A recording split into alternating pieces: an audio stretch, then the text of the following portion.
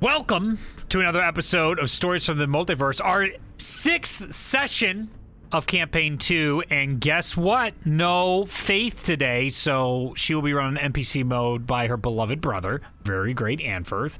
But we also have our intro, so let's go see the intro. Yeah, look at that. Just for you guys. You're special. Tell your story. This is all about storytelling. Alright, so like one time, I was at the store and some stuff. And that was it. Okay, so now I've just reconsidered letting everybody tell their story. I'm gonna let people who are good at telling stories tell their stories. So what happened last week?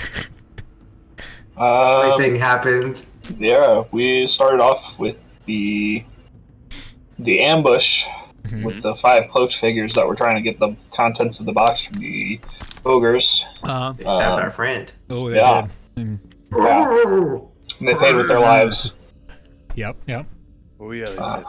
Oh yeah, they sure did. Well, with extreme dedication. Yeah, they were their like bodies dissolved.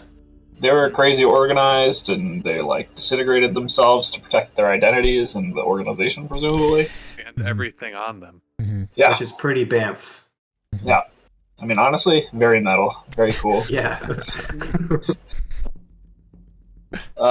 We learned some backstory about good old Autumn. She was a guard at the mines at Dusklight. She was the only female protecting the resources there. Not Dusklight. Not Dusklight. Not Dusklight? Nope. Dusklight is the continent to the north. What did she say? Gloomhaven, her home. Gloomhaven. Excuse me. No worries. I No, it's wrote good. that incorrectly. Yeah, that's why we do this. This is very good. So now you're not confused and be like, Reed, your story sucks. Perfect. Continuity. I could have said it wrong, potentially. I'm not above that. I suck, but we got that squared out. Yeah. So Autumn is a very awesome individual. She's very cool and very, very strong and very cool. She's very cool. Yeah. She's very cool. Yeah, she's very cool. Yeah. And then there was like that weird situation where we couldn't sell our last item, which eventually we came to understand. Which was foreshadowing. Yeah, it was foreshadowing. Beldez was just trying to keep us longer so that he would have the opportunity to meet with us and reveal this glorious plan for a united Ganassi people. It was pretty idealistic.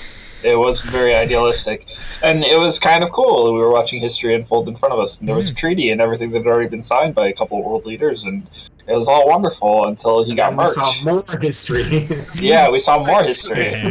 Yeah. You sure did. You sure did. And then the Earth Nation attacked. Yeah. Beldez got murked by Ashen in a coop. And then Anfirth got us Deus Ex'd out of there. There were no chickens. This is what he chooses to Was fight. that a coop joke? It was a coop joke. Okay. Yeah. It was good. Yeah, everyone got it now. There was a chicken coop attached. So it's something special when we gotta explain it. That's when you know it landed. That's a good joke. The important thing is I Just didn't tilt it. explain it. That's what matters. So yeah. Oh, freaking a bunch of people are dead now because Ashen just like straight up murdered.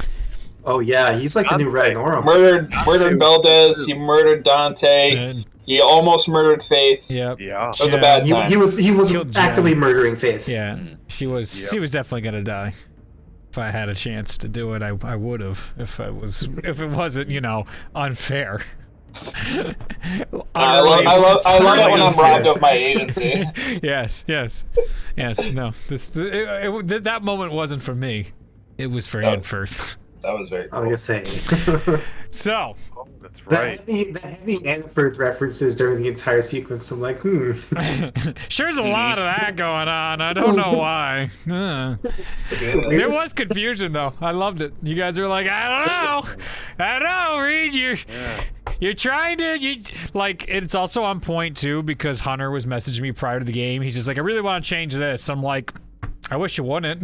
And he's like, but it doesn't make sense. I'm like, Just Why wait. doesn't it make sense? And he's just like, that. I'm like, yeah, no, that's kind of more convoluted if you just chill out. And he's like, I guess I should just trust you. I'm like, I mean, it's up to you. If this is how you want to play, this is how we can play. And he's just like, no.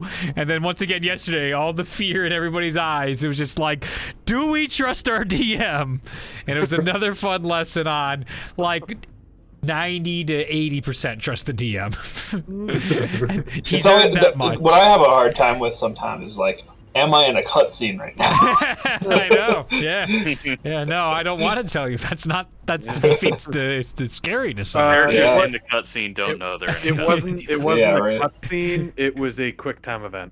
Yeah. Okay, we missed a few inputs. You sure Rest did. in peace, Dante. Well, funny you say that. Let's pick up now that you guys are now trying to escape the gravel market as the Obsidian Syndicate is getting back to their feet. Ashen has been blown through a wall, and there's gigantic cracks inside most of the walls that were formed around the tent that Beldez was inside. You see Clay look to all of you. He immediately goes down onto Dante's person, checks his pockets, and you see him take out a piece of paper and put it right inside his pocket. He looks to the group and he goes, come on, my friends, we must go.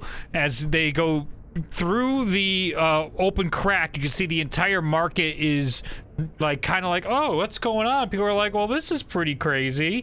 And you can hear the shouts in the background of Ashen going, get him! No one leaves dead or alive! And all these other people just start these shouts coming, and you see Clay turn to your group. He goes right up to you. Show, and he goes, is there anybody else? Do we have everybody? And some people are still like groggy and trying to get up. The rest of the group has gotten Jacques, Autumn. I would have grabbed Bailey. And you go to grab Bailey. Bailey is cut up real bad and is unconscious at the moment. The other two are just beat up severely from Ashen as he goes, do you have any more people? We're leaving right now. That's it, right? Have faith in everybody. Yeah, I think so. Anniford's grabbing Faith, but if Bailey's unconscious, Faith will use Healing Light on her. You got it. And that'll bring Bailey back to so she can walk and run on her own. You can put someone on my bareback. Okay, as you wild shape I'll into a bear. I'll place her on your bareback. Anniford is also grabbing Faith, running, and looking for the ogres with the box. Remember, the ogres are right next to you after the next to this they're here tent. still. Yeah, so you, Right. I mean, you got to say something to them. They're as you peek into the tent, Anniford, they're sitting next to the box, being like, "This is really nice." All Hey, of them it's lines time to are go. empty. We need to go right now. Grab your things. Let's go. Right now? Yep. All right. And they just Quickly. they pick up the box and they start running with you guys as all of a sudden Obsidian Syndicate members start flooding into the streets. But you can see there is confusion among some of the ranks asking like what's going on, and back and forth there is a I'm gonna be just shouting as I'm running. You've been betrayed. Ashen has assassinated Beldez. You've been betrayed. go ahead and make a performance check. Okay. As Seems Matthias begins yelling out into the street as 12. as confused guards start looking almost in disbelief, like Beldez can't be killed, and Ashen wouldn't turn on one of his own. As some of the other ones are now going up and saying, "Them, get them!" as they're pointing towards your group. We are now inside a skill challenge to escape the basalt market. Nope, I'm a liar. The gravel market. As Clay looks to you, he goes to you, shows like, we are going to the basalt peaks right now. So you guys have your things. First up, I need the group to make dex. I need somebody to make a dex check as a group of Obsidian Syndicate individuals start sprinting towards your group, and you are buying time for your group to start getting distance as fast as possible as you go up to meet them, or some other strategy that you would like to explain to me, but you're slowing down the pursuit, and you're going to need to dip out right at the last second for whatever you plan on doing to slow down the first wave of guards coming at you guys. Who would like to try and attempt So this? what I'll do is I'll sprint as fast as I can, and then baseball slide underneath one of their legs. Yes. And I'll use my tinderbox to light up that wine that we got from the Fire Ganassi. Yeah. And just throw it up as I'm sliding right underneath him, and then just keep going. Beautiful. Go ahead and make a dex check. Hey, 12. I'm very middle of the road today. Yeah, so, but good enough. As you slide underneath, you get some stray cuts of blades as they unsheath. Some curved blades, some have long spears, and they all start stabbing at you. But you take them by surprise by charging them head on, because what's this little 3-foot halfling gonna do to me? As you go underneath in one beautiful motion, it goes up in the air, not quite as high as you would have liked, and crashes down on one of the guards, who instantly is put on fire, and the other ones start patting him out. And as you take your turn to go return to the group, they each begin stabbing out at you, and you see bits of your clothes, like a spear goes right through your shirt, tearing a terrible hole in your wares, but nonetheless, you're still full without holes. So you're able to go on your way back to the group. That's one success. Possible outcome. Next up, the markets start to panic as Ashen is now standing, and you can kind of see his head just over the tops of all the tents inside here, and he is tossing stands, hurting people. Doesn't seem to be outright killing people at random, but he is manhandling, trying to get his bearings. As you can see, there's still bits of this ice blast on him. I need the group to give me stealth checks as they're now leaving the market. Not the whole group. Somebody to perform. You know what? No. Yeah, I'll do a group stealth check. That makes most sense for me, actually. Can I do a thing? Yeah, absolutely. All right, sick. I want stealth checks, but you guys are welcome to add anything to try and help these stealth checks. Natural 20, 27. Hold on. Matthias disappears from the world. Kind of you can see a show just doing some symbols, glyphs. That's the word. And you start to see some of the dust and the gravel around the mart, sort of like not encompass us, but sort of like shift a bit, and it causes a bit of like a dusty sandstorm kind of situation as we're moving sort of around us. And you guys can add 10 to your stealth rolls. 37. Shit. Beautiful. As that apparent dust storm starts coming up, everybody starts packing up their wares and obscuring everything in the market has gone into absolute chaos. You can see Clay gives you a big pat on the shoulder and goes, "Brilliant idea, my friend, brilliant." Very 17. Okay. What about the rest of the group? 20 for Faith. Yep. And 22 for Anniford. Yeah. 37 for Matthias, and then how much Not for... good enough. I mean, we're at level 3, and he just got a fucking 37. It's okay, I can use my inspiration. Pieces. Oh yeah, everybody was on time, so everybody gets a D8 inspiration. Don't forget that today. Hell yeah. Thanks. I Zenya. wasn't on time. I needed time. You're good. What was Yeah, Ryan's roll? 30. 30. Okay. And the rest of the group rolled remarkably low, besides Autumn. But that plus 10 is literally the big difference maker for the NPCs. But the NPCs also can't be. They're not as weighted as the main NPCs. So, with this, you can see as you guys get through. Oh, the ogres. It's fine. They're fine. The ogres are with you guys too. And as the sandstorm goes, they're like, and you hear Jacques go, "Here, grab my hand." And he grabs one of the ogre's fingers. He's like, "Oh, okay." And then Jacques leans forward, putting a hand on Autumn, who has her hand on Ganu as the bear, where you have everyone just sort of in their line now as the dust storm is going through the market. As you guys clear outside the market, you guys are now in a wide open sprint toward the basalt peaks, but this is an expanse, and you can already start hearing the shout for cavalry and people getting on top of horses. I need the group to just to obscure us like right after we get outside the fence barrier. Faith is gonna turn around and put up like a giant looking market tent. It's like 15 feet, whatever. I think it's a 15-foot cube. A silent image. So she'll use silent image and put up like a tent just to obscure our vision before, whatever. It's probably going to give us 50 feet before they can see us or so. Every bit helps. I need everybody to give me constitution checks now to keep up this incredible pace that's going on as the ogres start going like... Boy, it's good to be a halfling. Oh boy, it's not that much better to be a halfling. Good thing I have inspiration. Hey, I rolled max on the inspiration, so that's a 13. Nice. Okay. What about the rest of the group? Constitution for everybody. That's a 10 for Annifirth and a 16 for Third. Okay. 11. Okay. Saving throw or just straight? Straight. That is an 18.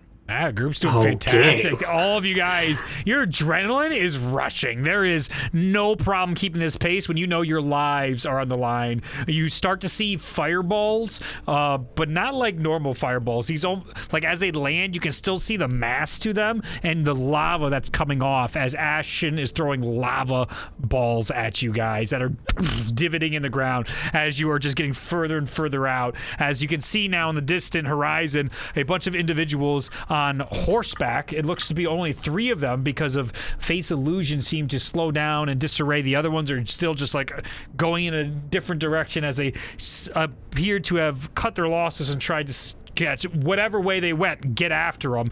But Ashton was the first to pick up, and now he's trying to rally them back, and they're in complete disorganization. You guys are got a far distance, as you can see. Clay is huffing it right now at the front, knowing exactly which way to go, and you guys are about to hit the edge where the peaks start to begin. Like, it's not that far, but this was probably like, I'd say the better part of 2 miles. So you guys were straight up running like nonstop 2 miles, about 10 minutes of this, as you can then hear the horses start gaining. They had a ton of just misdirection. That's why they haven't been, it took them so long to close this gap. But as you can hear the hooves coming off the ground and still at this ridiculous range of 2 miles, the occasional, not even close, lava football is landing into the ground. A little too close for comfort. I need the group to tell me what they're doing as the 3 riders are approaching. You're right on the edge of getting to where all the cliff sides and crags and peaks begin.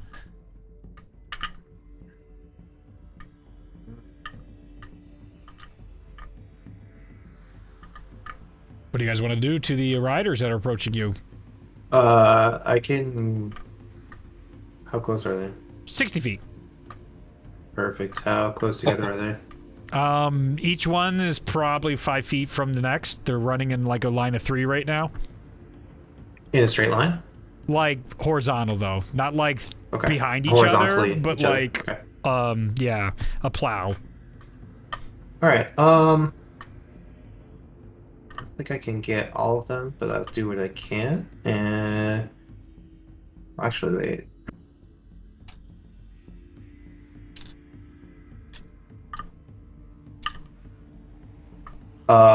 I'm gonna I'm gonna just whirl around some of the sand that was kicked up from our sandstorm. Yep. And cast sleep on them. And let me He's just the roll. Sandman. Let me just roll 5d8 and see what happens. There's no saving throw. Oh, it's a funky spell. Yeah, yep. No, I remember it. Go for it. So I can affect 25 hit points worth of creatures. So I don't know if that's more. Those than horses one. are probably feeling sleepy. Yeah. Well, it doesn't really matter about the horses because as you turn around and you put your hand out, and how do you cast the spell? Well, I'm running, so I'm just gonna like, you know how like you're running. Yes. So like, maybe if I stand up back and try to demonstrate. Yes. Yes. Yes. So, like, this is the wrong hand. Okay, so like this. Yeah. The sand is around us, so like this. Big hands were running. So like, yeah, running, and then whipping the sand And it just kind of Oh, that's way better. That's way cooler. yeah. As you're, without breaking stride, whipping the sand behind you, it comes through, and all the individuals bring up their swords, and they cut through the sand in the air, and they're like, ah, and shouting whatever words at you, curses and Earth Ganassi that basically only Sho and Ganu understand. In their minds, they're right on top of you. They're about to cleave your heads off, and there's this big joyous celebration as you look over your shoulder again a second time to see all three of them bounding and falling off the horses as all three collapse Beautiful. behind you into a sleep. As you guys hit the crags, you see immediately Clay goes over to what looks to be just a normal boulder, and he goes over and he goes, Ganu, come here, help me with this. And the two of you move the rock, and you see him take out this big staff and a big bag, and he takes a bunch of potions, and he goes, here, distribute among the injured, and he he clicks something on the staff in the bottom, and you hear a little, like, and this other rock, probably about 15 feet away, just goes, boop, and opens, and he goes, down in there, as he begins rushing over and starts going down a ladder inside this area. What is the group doing? How tight is the area? It's a boulder, so it's big enough for merchandise to get through. Oh, thank God. Oh, I can fit in that hole. Let's go.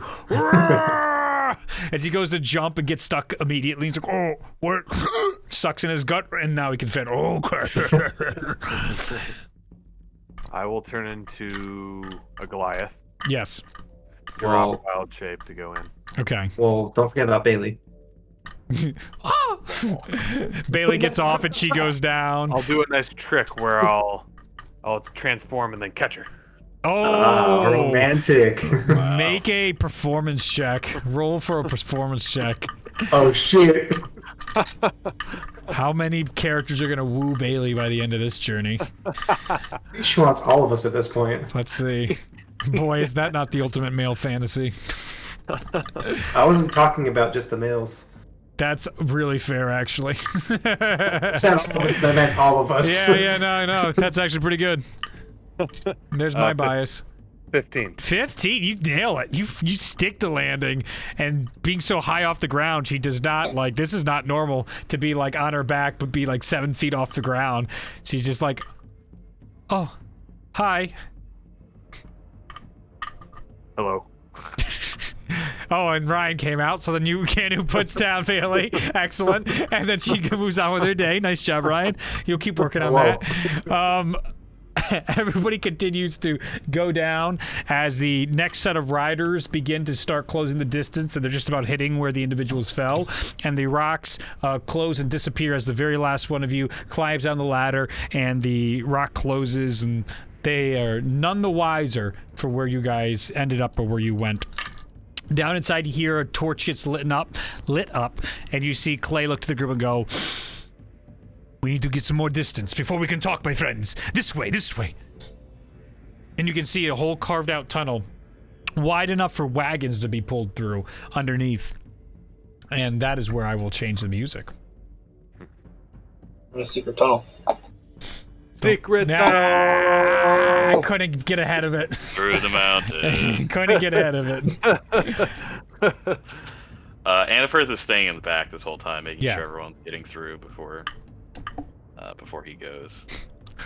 I saw an So heroic. Until he gets shot in the back. I just saw an old classic song that I'm like, nah, none of them want to see that song again. It's the old Barovian Castle Deep Voices violin mix. That's always a good sign. I'm good. Don't worry, that's not what we're doing. Play... Copy link. Oops.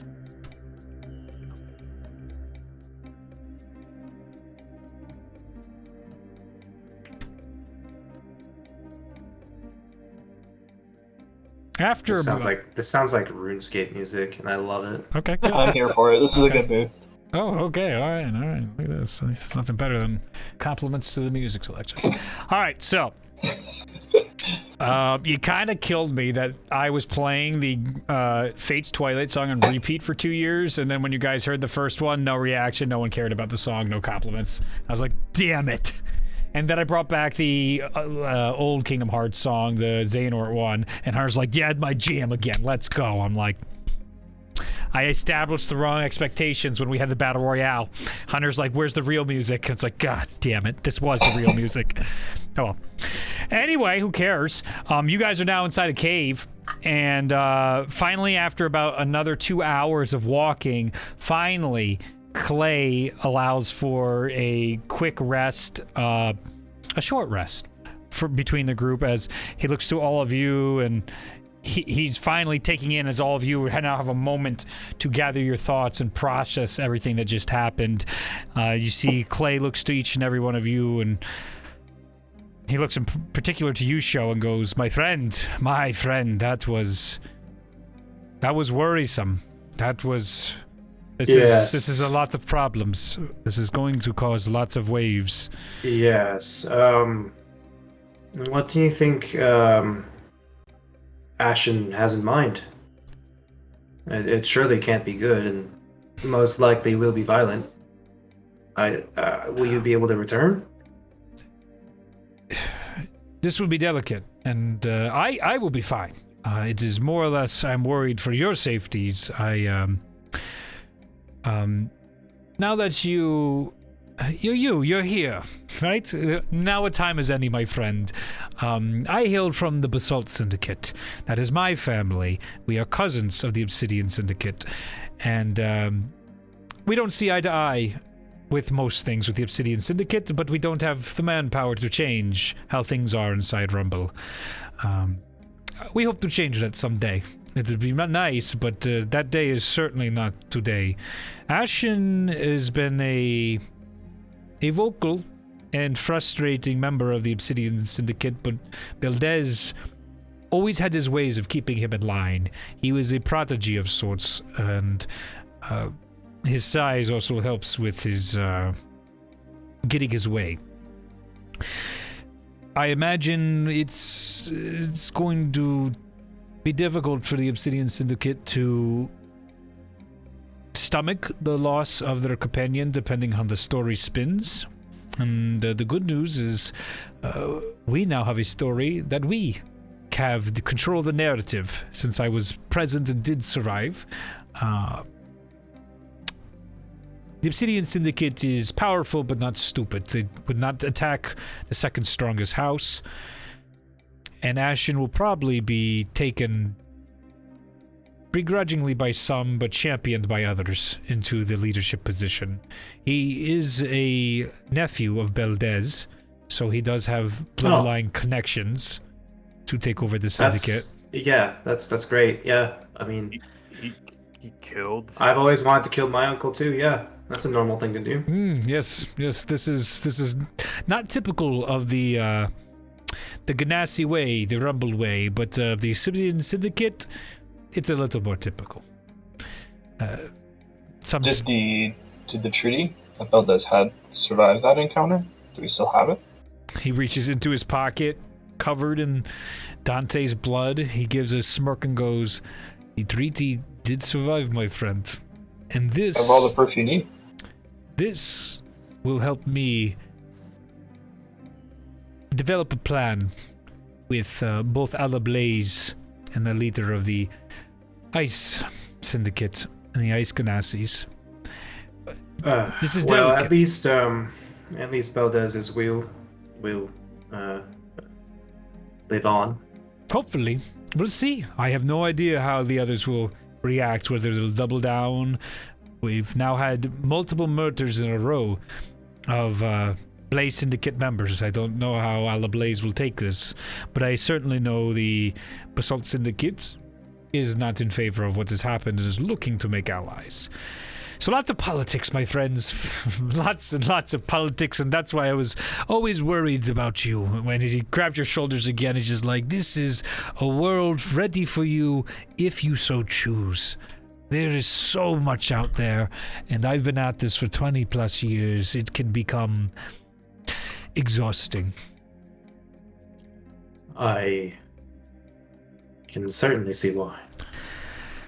Oh, I'm sorry all of you had to get caught up in such endeavors. I was getting very strange subtext from Beldez and many of the Obsidian Syndicate guards, but this was nothing what I was expecting for the night. I was expecting a bad news about trade routes or taxes, not a change in regime. Oh, he takes out a canteen, takes off the top of it, spits it out, but it's like tied on rope, so it just falls to the bottom. He starts drinking out of it and puts it down, wipes away the water that trickles down into his beard, bald head. Always seems to have this like smile that goes to his eyes, though, like grateful that we're alive, always looking on the brighter side of the situation and what's going on. Oh. So, my priority is getting you somewhere safe. The Rumble area of Rumble is not safe for you at all. I would probably suggest leaving Rumble for a time to let this die down. Unless you have other plans. Did you have more business inside Rumble? No, I think Rumble was just another stop on our journey, was it not? Well, they were supposed to hook us up with ride out of here. Yes, that also was part of the plan. We were running a job for some alchemist in Fire City. I can't remember his name at this point. I'm sure it's somewhere in the contract. Town. Oh, yes, Yes. Talon. I'm familiar with Talon. But now that that's done, we just need transportation. I may not be rich in wealth, but I am rich in favors. And I will be happy to get you guys wherever you need to go. Whether it be the closest port city or whichever dock I can get you to, I will try.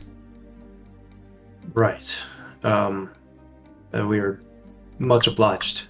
We have a wide variety of travelers here who need to get to a wide variety of places. What was our end goal again? Get home. Which is... A number of things to a number of people. Yeah, we had what was it? Were we trying to get the last star? Was that the... We had like a goal. I'm trying to remember what it was. Yeah. Bailey resides in Last Star at the college. Yep. Autumn resides at Last Star at Gloomhaven. Jacques needs a way to get to Clovis, which is probably his best shot, is teleporters in Last Star. The ogres need to get to Dawn Call, which, you know, Last Star might be able to get them there quicker than their stupid fucking route. Potentially. So Last Star. It's our last star, yeah. Yeah, probably I the best way. I go to school in So we're in the cave with, we're in the Underground Railroad, the Underground Merchant Road with Secret tunnel. Clay, Secret Tunnel with Clay. What is the group doing? I just want to say during this. Sure. Well, we're taking a During short the- rest. You guys got a full short rest. Okay. I'll During use the short my rest, Faith and Annifirth are going off to the side. Yep. And having a secret conversation. Okay. But you guys can see, in the corner of your eyes, you can see like Annifirth starts being able to like apparate what you've seen Faith do, which is like an Eldritch Blast, but his is a slightly different color. And he's doing these other things, and it's weird you haven't seen him do these things before. That's it. Yeah, that's it, guys. That's it. That's it. I mean, do we mention it? Do we You see it. do we press? Shots. Is this That's so cool! So Gideon Yeah. rushes Across. over and points out the glowing ball inside Anford's hand.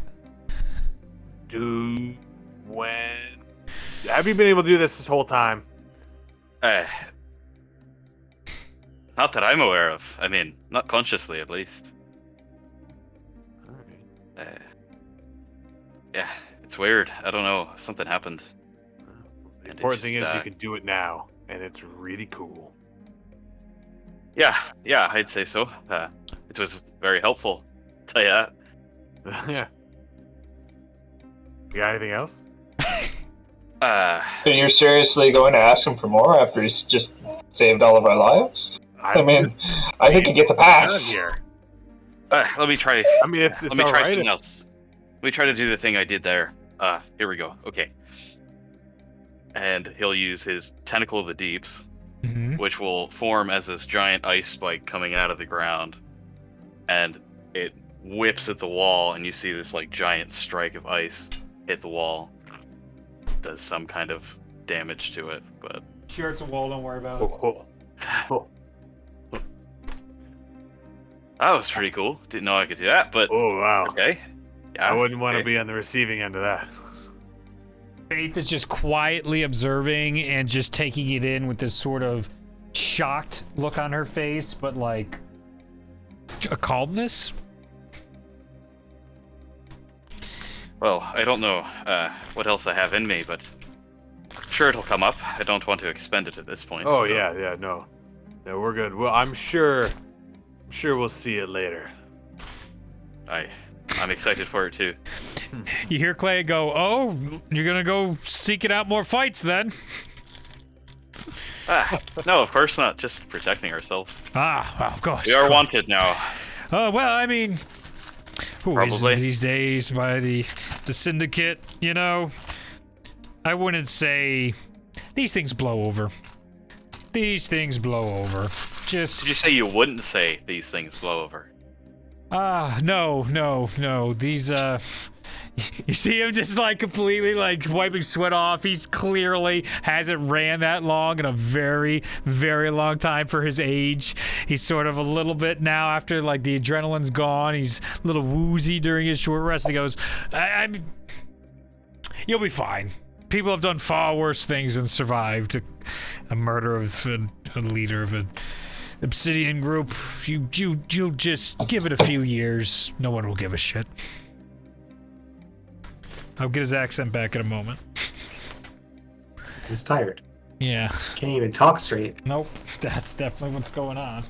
Well, regardless, it seems that our priorities haven't really shifted. As far as you have that treaty, as far as I'm concerned, you'll be able to handle this whole geopolitical situation. I think we should just, keep trying to get home like we were this whole time. How welcome will you be if you go to try to meet with Ella Blaze? I'll send a letter first. Feel it out, see how the day's going. Only 3 or 4 months ago, it was Ashen again. He killed a whole bunch of the merchants from Alablaze. They ended up causing a bunch of the merchandise to catch fire in one of the last gravel markets, and it was a brutal display.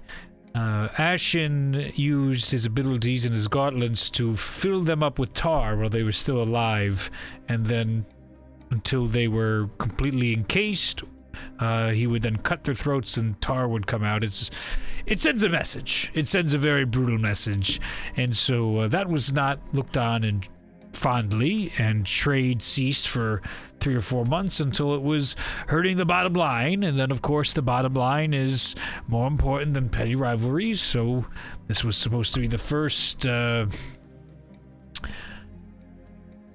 reopening and repairing of these relations, and obviously that did not go well. Not one bit. He just got away with doing this the first time. There was no attempt at apprehending him or disciplining him. I mean, was able to do it just because he wanted to. I mean, the Blazing Syndicate's negligence led to the destruction of thousands of gold pieces worth of merchandise. So that's what the repercussions are sometimes. Maybe not that extreme, normally exile or like you take a hand, but things got hot, as they say. Seems an odd price to pay for a couple of trinkets. Certainly, lives are far more valuable than a few thousand gold pieces. It's clearly he was looking for an excuse. Make a sign, make a point, start problems.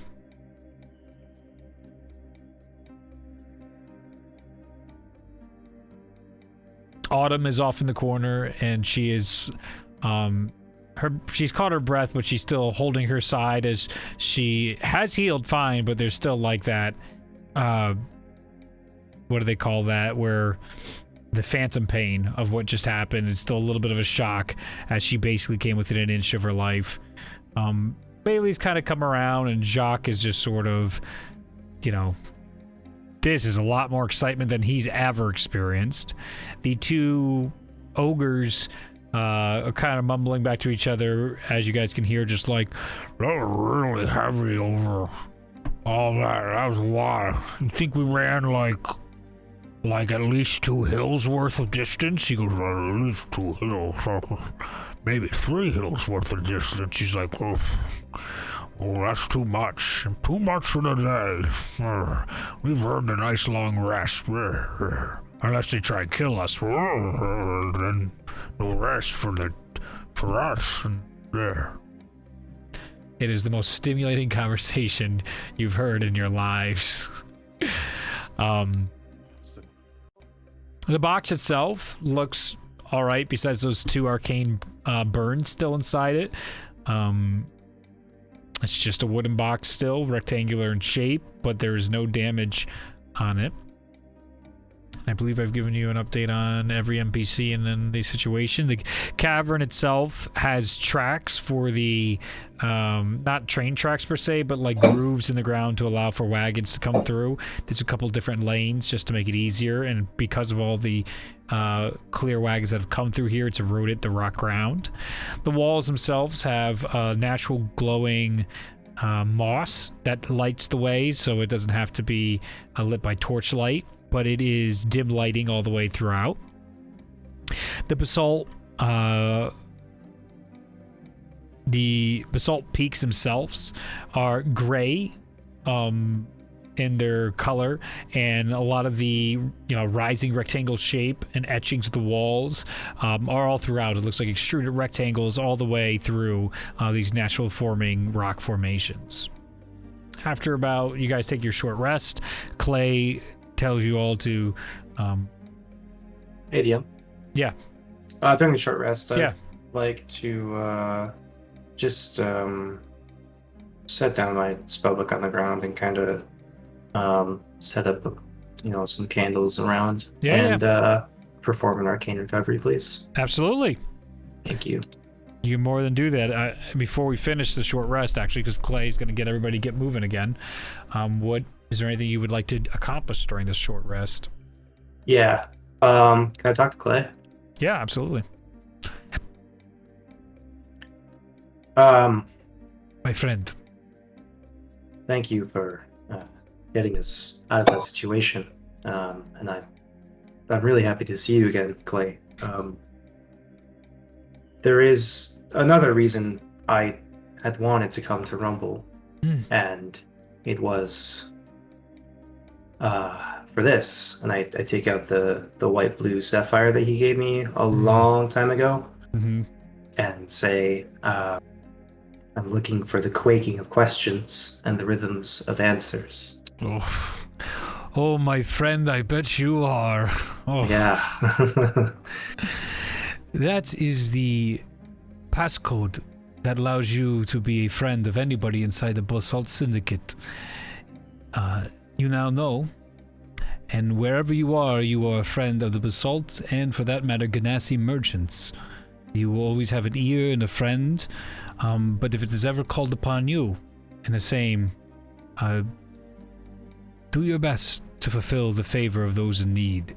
It is normally a line used only when someone is in quite a spot, and we try and help each other in our, not so much a secret organization, but it's a kind of a cultural agreement between all the Ganassis, no matter the petty squabbles of the syndicates.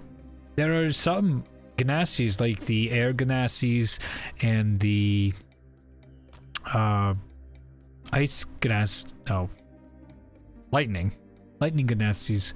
They don't abide by syndicate policies. They are ruled completely differently, and they don't care about all this back and forth. If you ask the lightning Ganassi, all they care about is which way the storm's coming. So, to each their own.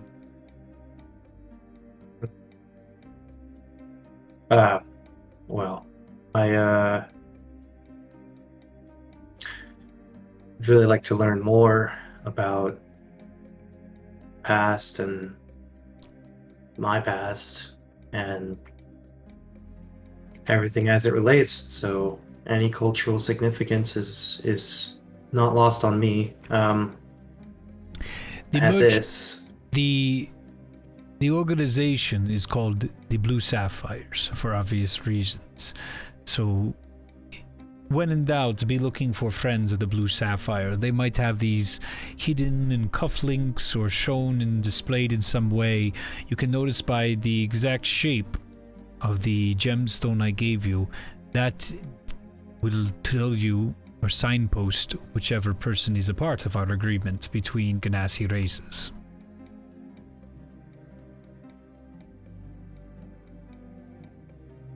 You. The last thing I have here is this artifact I've taken interest in on one of my gigs with the professors. And I'll take out my old Kusarigama and show it to Clay. Oh my goodness, my friend, this is something else. He begins holding it and twisting it slowly, looking at the chains and the links in between, and this is ancient. This is incredible. Is it usable? Most certainly. As he fiddles around with it, you can see he begins checking certain places and dusting things off, which start revealing like old, scratched out runes on it, and secret like little, even like clockwork compartments of stuff. Not like compartment square, but like it folds in a way that you didn't quite expect, or bends in a certain way that you weren't sure was possible. And after giving like a little look over of it, he comes back down towards the handle of it, and he's able to then take a tool out of his bag there, and he begins twisting and turning, locking up some loose screws and cogs, and then you see him go like, puts it into his mouth as he then takes out a different sized one, and then he goes like, and he reaches and gets some glasses out and puts on the glasses as he's aging and his eyes aren't as good as they were. And as it begins to wrap up inside his hands, you can see all of a sudden the whole thing comes tight, and then it goes loose all the way onto the ground. He goes, that might be good sign, as he hands it back to you. You see, he goes like, maybe try it out away from everybody. Yeah, I will. I'll try to mess with it. Thank you, Clay. I know a individual in Lastar that can specialize in artifacts like that. That is interesting, but it is far more than anything we could sell in our markets and magic items I've seen. That is ancient. I would guess it to be collapses old. I can't say I'd want to sell it. Seems a bit too unique. Yes, no, my friend. Don't sell it. Oh, goodness, no. What I'm saying is there's much more to it, my friend. Even what I've done doesn't scratch the surface of what latent abilities might be in such a ancient artifact. And he goes and takes out a piece of paper and he scribes down a name. He tells you to look up Oh shit. Where is that one? This is some old note stuff. I did not expect this today's session. Let me go find this one. Oh no, I hit him with the surprise. Hey, can you give me that shit out of the back room? This is part of the first stuff I was setting up for campaign 2. Oops. It's in the very back underneath a bunch of Oh, stuff. it's all the way in the back. And Underneath some clothes and shit. Something spilled on it. Yeah, bunch of dust. Bunch of dust. Really? I don't believe you. Oh, there's dust. I'm using my search function. It's giving me a... How about here? No. Oh, No. Come on, search engine. Oh no, I broke the game.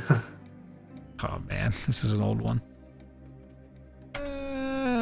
No, stop going to tyrants. I don't need that word.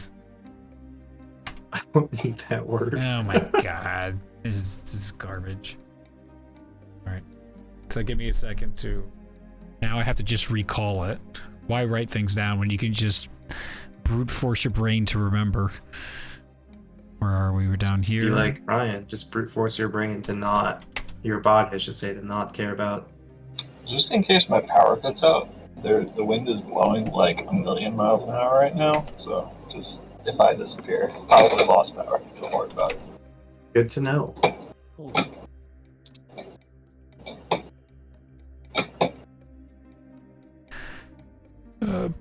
Please be patient.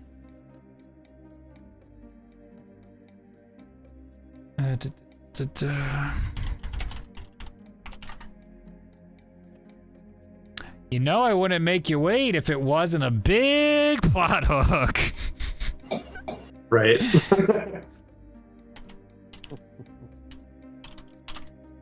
Hey, Reed, is this important? Nope, nope, definitely not, but we're not moving on until it's fucking done.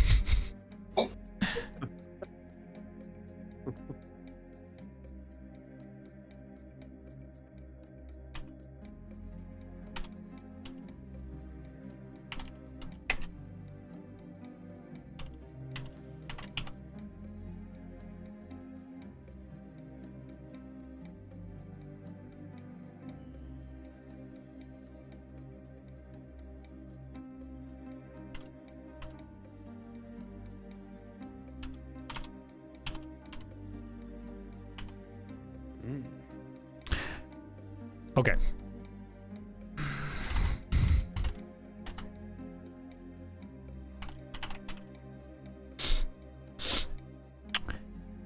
He hands over the piece of paper and goes, look for a shop called the Little Kettle. What did you just write? What did you write in your group chat? What the fuck? What did I It was in general. Oh, it's in general? Okay. You gonna make me check? Okay, alright. All this bullshit happening over here. Let's see. Okay,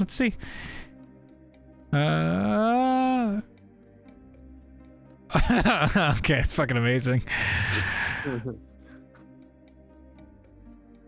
Oh wow, good memes. Panel and be like, found the path. Very good. All right, so look for the shop called the Little Kettle. It's owned by a halfling named Eret Little Kettle. He is a trusted member of all sorts of ancient enchantments and technologies, and he's sort of a big name underground. He's the who's who when you need to know things, but doesn't get the foot traffic of normal small business. This is an individual that typically works with those would be your headmasters, which would be some of the higher clientele. But he is a humble little old man halfling, so he doesn't know the difference, and he charges extremely reasonable prices. So any information you can discern from that, I'm most certain Eret would be able to help you. Thank you, Clay. Anytime.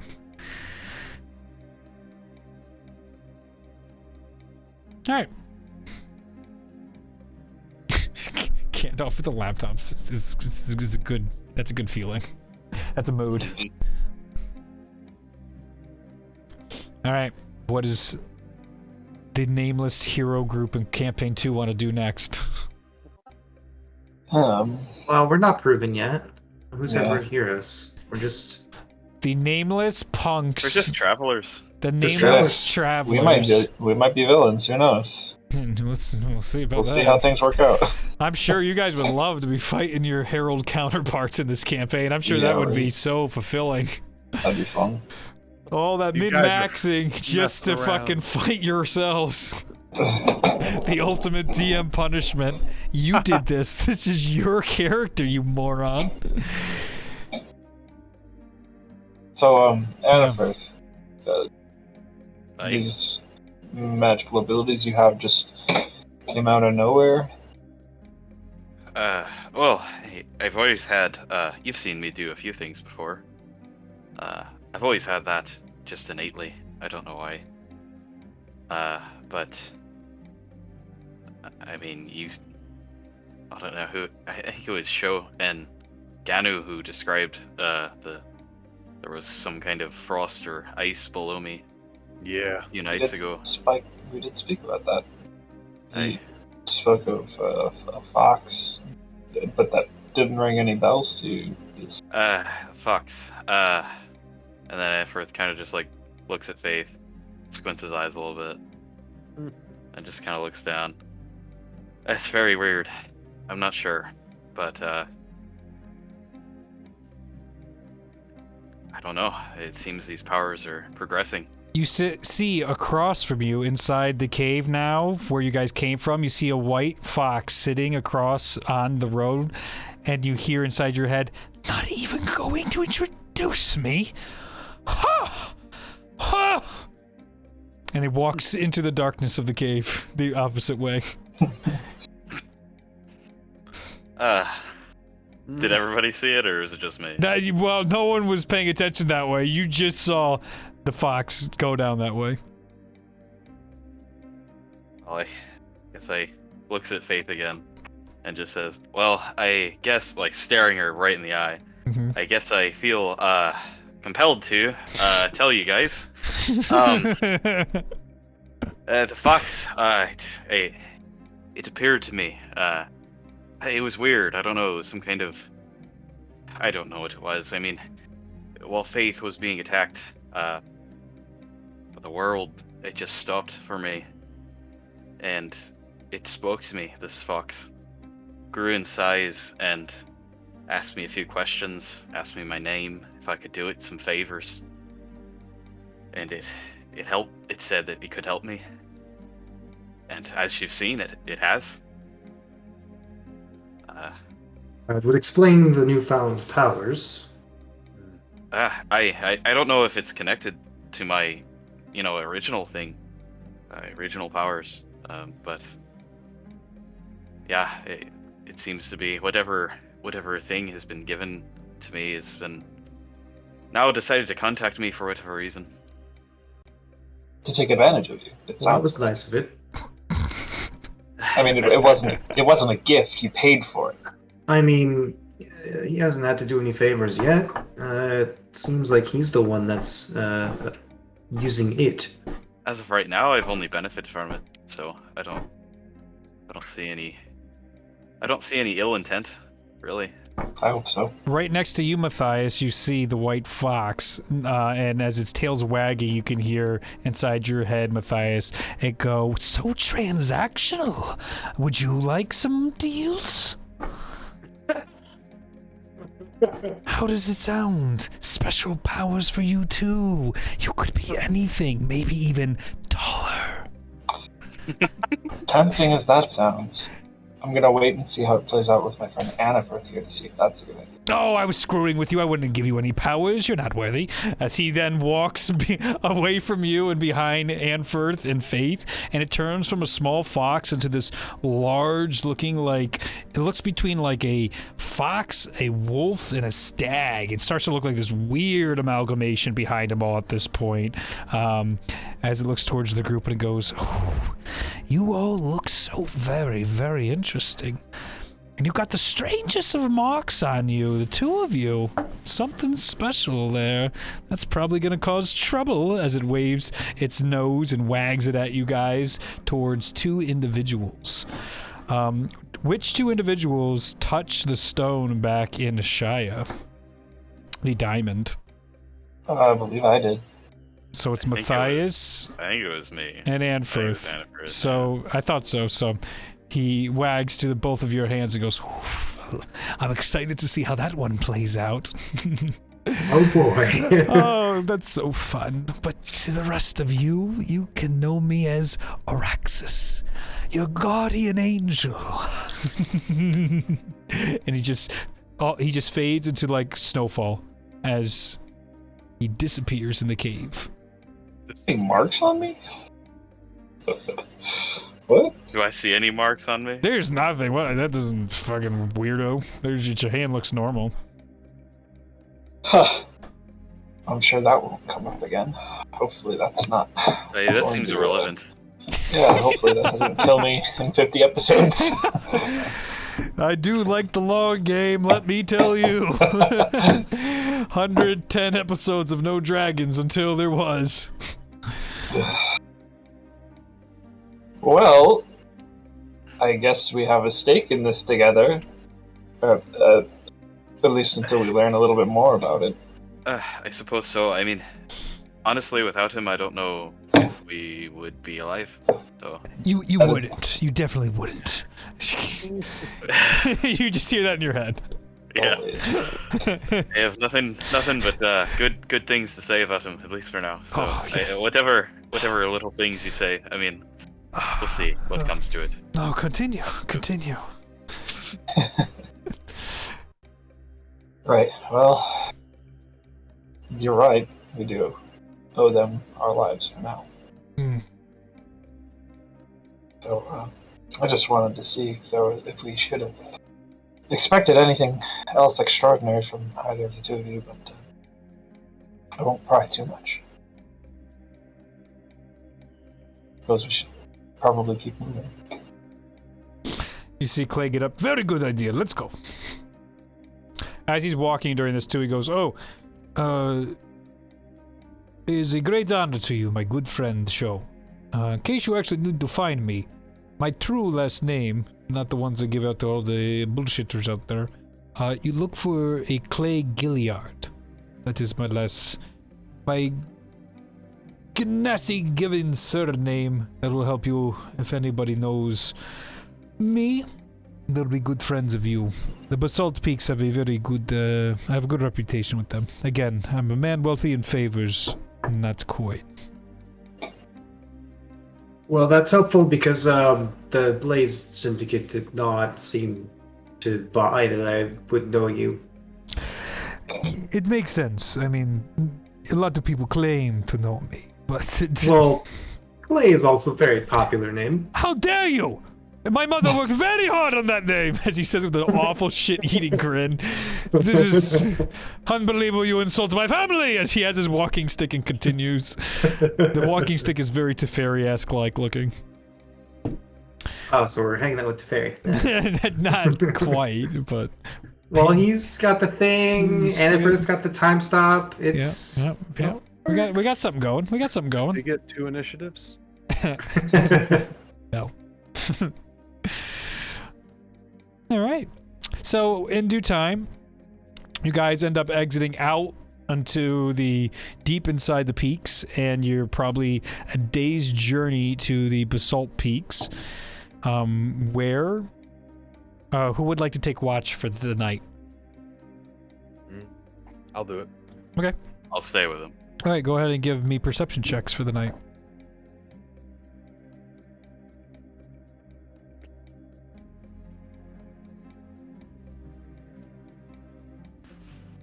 Perception. Mm-hmm. 8. Not very good. Yeah, I'm just gonna. Ooh. 14. Okay. I'm using my inspiration. Okay. Oh, okay. Yeah, that's what I did too. 12. Yikes. Okay. This may change things. Okay. During the night. Is it dark in here? Or Oh, you guys exited out now. bosses? You've Okay, left yeah, at sorry. this point, so now you guys are up top side, and you can actually see the basalt peak in the distance, but it just got too late at night, so you guys need to take a little bit of rest. Autumn's obviously up with you guys as well, as she's keeping guard. The ogres are fast asleep, their hands in the box. Your friends have made a little camp. Clay is fallen asleep on his staff, so he's like crisscross applesauce, but leaning on the staff, which is still straight up. I will specifically be keeping keep a watch on the ogres just to make sure no more of those people show up. Well, funny you mention that. So, with your higher rolls, what you do notice is probably 2 or 3 hours before dawn, you're watching the box and you're fine, and as it's starting to get lighter, you're like, do I see the outline of something? And then the two of you, like, you nudge onto Ganu, and he looks, and the two of you slowly rise and begin to walk over. And just as you walk over, you can see yet another ring is about halfway burned. Your perception checks were really, really, really close. So this individual is almost done with whatever the third ring is on this process. What are you doing? Immediately, I'm gonna use one of my ice spikes Yep. to appear behind him. Yep. And I'm also gonna run up against him and Yeah. attack him. Yeah, go ahead. Go ahead and roll for attack. Yeah, so I'm gonna attack him with the ice spike first. Yeah, go for it. 25 to hit, Yeah, that's gonna hit. Jeez. and that's 8 cold damage. Okay. The ice spike pierces into the individual, and you can hear the wind completely leave its body as he is impaled through and stabbed in the back with the ice spike as he's gasping for air. What else are you guys doing? I'm also going to use Booming Blade as an action. Okay. Go ahead and do that. Ganu, are you doing anything during this quick encounter? The individual is occupied. 10 bludgeoning damage, and Okay. he has the effects of Booming Blade on him, but we'll see if that Ganu? comes to be. You kind of wake Saul up. I guess I'll take a swing at him. Okay. You take out your sword as you see Amphor teleport behind, put an ice spike through, and then take out a blade. You have a blade? No, you have your flail, but you use Booming Blade for your flail? Yeah. Okay. yeah. Takes his Just flail a and spell. smashes the individual in the side of the skull. Booming flail. Booming Flail, exactly. Yes. Never mind. I don't know why, but I just heard TN go, Solar Flare! Or Krillin. I don't know why. Weird bunch of words just triggered that one. I don't know. What do you got to hit? I got a 18. 18. Yeah, that hits, definitely. That's probably gonna do it.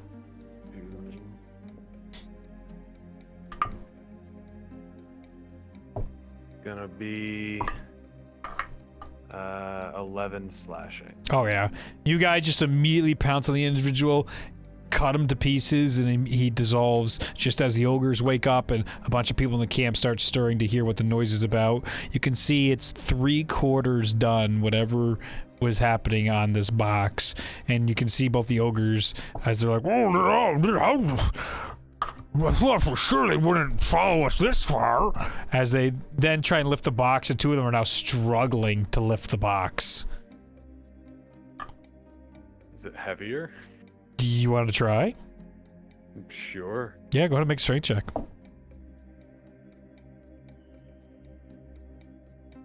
Just to refresh, when we first saw it, it felt hollow. Yes. Right. Yes. 18.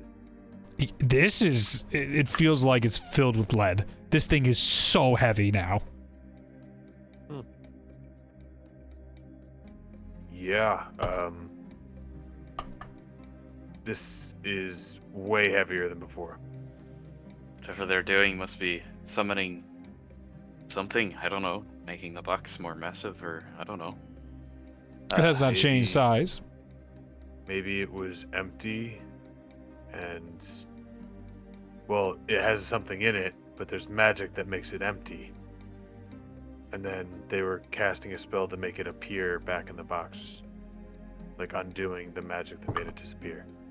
Seems reasonable to me. Not that I know any of it, but yeah, I mean, I don't know Autumn, if that's possible. I'm just Autumn. throwing crap out. Autumn had mentioned that she was able to read at least part of it. Maybe this third one is more clear to her. Autumn comes back to the group and she goes, "Hey, be on the lookout. I found another one of those drow," as she's like cleaning off her blade. "It won't be a problem, but there's probably others as you guys are over the box." And she just kind of stops and looks and is like, "Oh." We found one. Are you able to read this? I know that I think it was Matthias, and just to make sure that they're waking up at this point, we'll go over. Yep. And if they're not, just kind of shout. I think it was Matthias said that you were working on this and you were able to discern some of it. Yeah, some of it. It's just I could give it another go. Okay, if this last one helps you, I don't know. It also feels like the box is full of lead at this point. And she weighs it a little bit, making, like, not moving it an inch. She's like, And with that check, this seems more like a removal spells. It really does seem like whatever they're doing, they're dissipating some sort of spell that's on this crate here. And whatever's inside, the spells were maybe masking its true weight.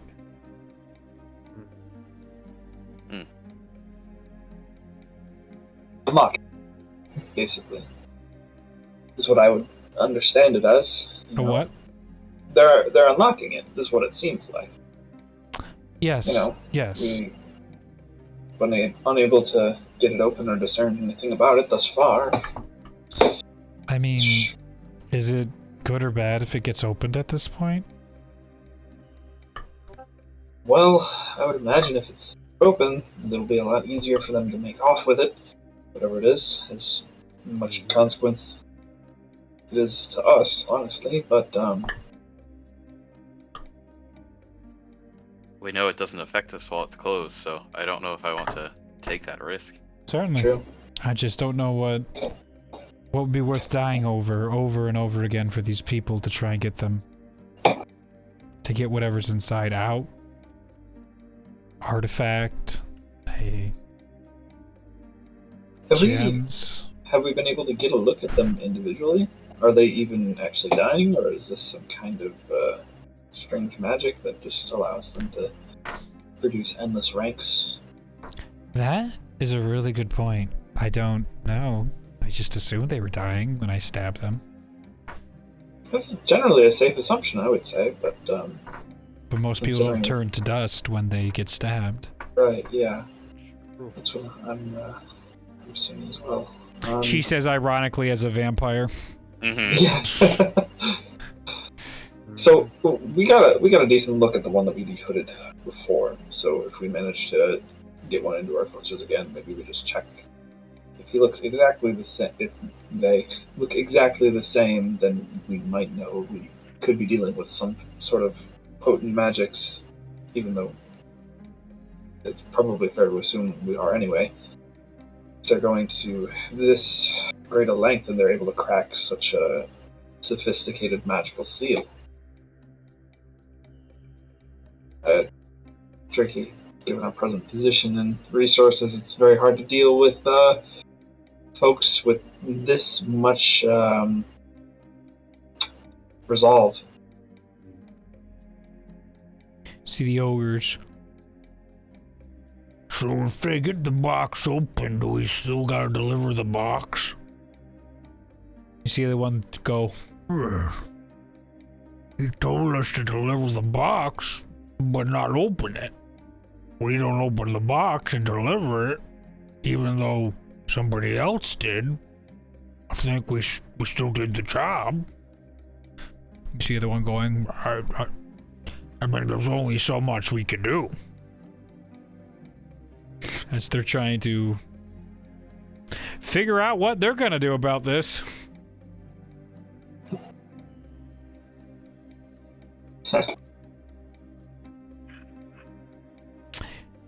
Is there anything else you guys would like to do before you guys make your ways to the Basalt Peak? I was just wondering, we got the name of the guy who tasked them with this job. Yeah. Down. Yeah. It is Lord Rasmus. This is High Lord Rasmus of Sormir, renowned for his cavalry. He sent the two of them. You're asking me, or you're asking in game? What's happening? I'm working this out in my head. Sure. I suppose I'm working it out in character. Okay. He sent the two of these fine gentlemen without that. He didn't pay you, right? He gave us a bag for our travels, and then we got hungry and we spent a little, and then some guy tricked us and took a lot, and we had a little left, and then someone stole it in the night from us, and then we just sort of lived off the land as best we could while traveling. And he said we'd have all kinds of gold or whatever it is we ogres desire when we get back. Those were his words. I'm just wondering if Lord Rasmus is... If this is something of such great import, it must be something extremely important to have trusted you two, of all people, with this extremely important mission. Trying to lay it on really thick to indicate to my friends, is this really even important if this high lord trusted these morons to carry this? Like, I don't know. One is actively eating their earwax right now. Regardless, if we lose what's in the box, we lose what's in the box. We'll defend it if we can, but I don't think it's at the cost of any of our lives. I don't think we're willing to do that. I can agree with that. Oh, yeah, fuck If the it box. stays closed, I'd prefer that. I'm not dying over this. You see the other one like, dying over it. No. What's a few gold coins? They've said this after 2 years of commitment to this.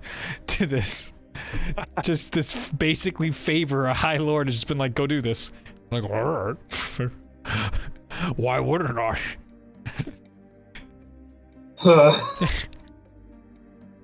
Maybe we should let them open the box. I don't know. It might be easier to carry once it's open. I don't know. Why would it be easier to carry if it's getting heavier the more it opens? That literally makes no sense. It doesn't. I don't know. Bailey's just nodding along with show. We need to It close. literally makes no sense. The two of them are now giggling as Sho makes that comment in front of Matthias, as the two of them insult him for his lack of rhetoric and logical college-born It doesn't. I just conclusion. don't. There's no logic. It just doesn't. I don't know. Maybe there's like a threshold. Maybe it's a preventative A measure. threshold? But I don't know. It's Maybe likely an exponential growth problem here. It's probably going to get 10 times as heavy as it is now with the next one opens. Could be. Or maybe it's just designed to make it difficult if somebody's trying to break into it and trying to make off with it. I don't know. I'm just thinking What that... we do know is that these young fine lads here were given orders to deliver a box unopened. One just sort of rubbing his belly back and forth watching the slush go back as you can see like waves. And we happened to encounter them. And as people who uphold the merchant's code, I think it's our duty to see it through with them. Even if we're not implicated. We saved their lives. Sure. They did. We love you. The other ones will go, I love them. Wow. Greatly appreciated. That's high praise. Thank you. Yes. We don't want these guys. We don't want these lovable We don't want them oafs to. we don't want them going back on their deal by opening it. Exactly. Hey, What do you don't get have to me say, wrong, Faith? I completely agree. But How do you feel, Faith? The sooner the better we're done with this, the better. Just yeah. So that being said, now that it's really heavy, how are we gonna move it? well, I can still. If you help me, big guy. As you guys, all three of you lift, it's only about like 550 pounds. It's not that bad. A mere 550 easy deadlift for the ogre boys. Ogre boys and a Goliath, they can handle that. 3 people. Yeah. Like carry like a log. Yes. Across Yep. on the shoulders. Yep. And they alternate shoulders too, so then you got a little zigzag going, so you're all not on one side. Yep. Excellent. We can do this. Oh, look at this. You're great. Thanks for helping. You guys have been like the best thing that's happened to us in a very long time. Potentially ever. Well, The other one's like, oh, I haven't eaten this well in potentially ever. They just keep nodding to one another. All right, so anything else you want to do before Clay's watch all this? And he's like, this is nice and all, but let's go. yeah. No, it's time to go. All right, so you guys don't actually get to enter the Basalt Peaks. Clay, as you guys get close, is like, all right, like, we don't want this showing up inside and then getting us in trouble. So what he does is sort of like, we're here, but let me go inside. I'm going to go get everything set up. And as he comes back out, he's like, my friends, I will see you off to the closest port of the Basalt Peaks. It's about the day's journey. We have a ship in port that will take you to a close port of Lastar. Let me get my map up. The exact port is...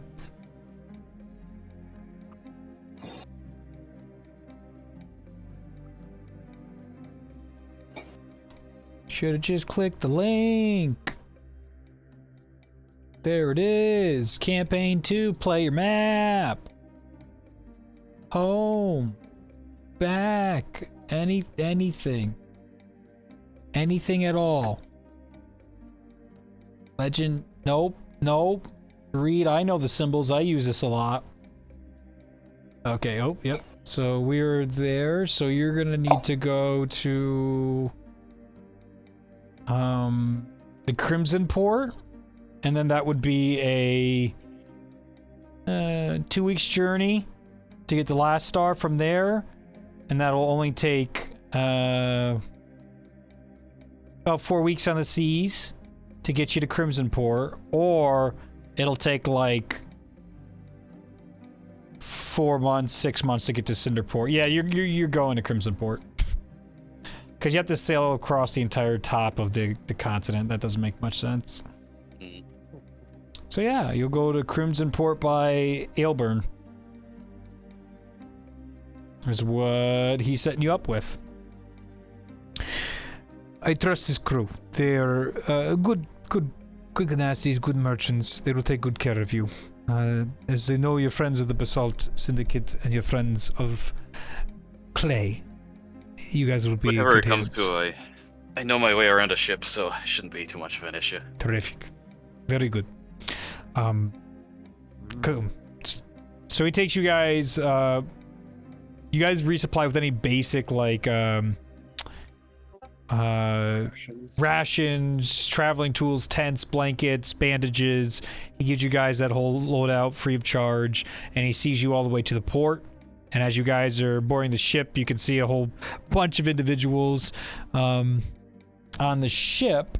The captain of the ship is a very strange-looking creature. I don't believe any of you have seen this creature in your lives. Have any of you come across what you've heard called Dragonborn? Would I have? I don't think Let so. me make a history check. I don't know. Yeah, I don't think so. Unless you built it into your backstory. 11. Unless you built it into your backstory, you haven't come across these naturally on this side of the world. And my dad's name is Tellius. Nope, it's not. It's not. Nope. No. Hey, maybe it is. He's just named after Tellius, but he doesn't know what a Dragonborn is. Yeah. What the heck's your... He's like, what is your dad's name? Oh no. No. Oh, that's not Tellius fun. backwards. No, your stupid familiar's name's Adrillix, or Adrillix, and the dumb captain's name was Adrix, and I was having a panic attack. So now I'm gonna change his name because this is gonna be impossible. Well, the guardian spirit's name is Araxis. Mhm. I'm fine with Araxis. That doesn't bother me. That seems different in my head. My dyslexia works with Araxis. We'll call him Gesh. And this is the Captain Gesh. Gesh from the far east. Isn't that right, Gesh? And you see Gesh, he is this teal or very, very dark green blue looking dragonborn.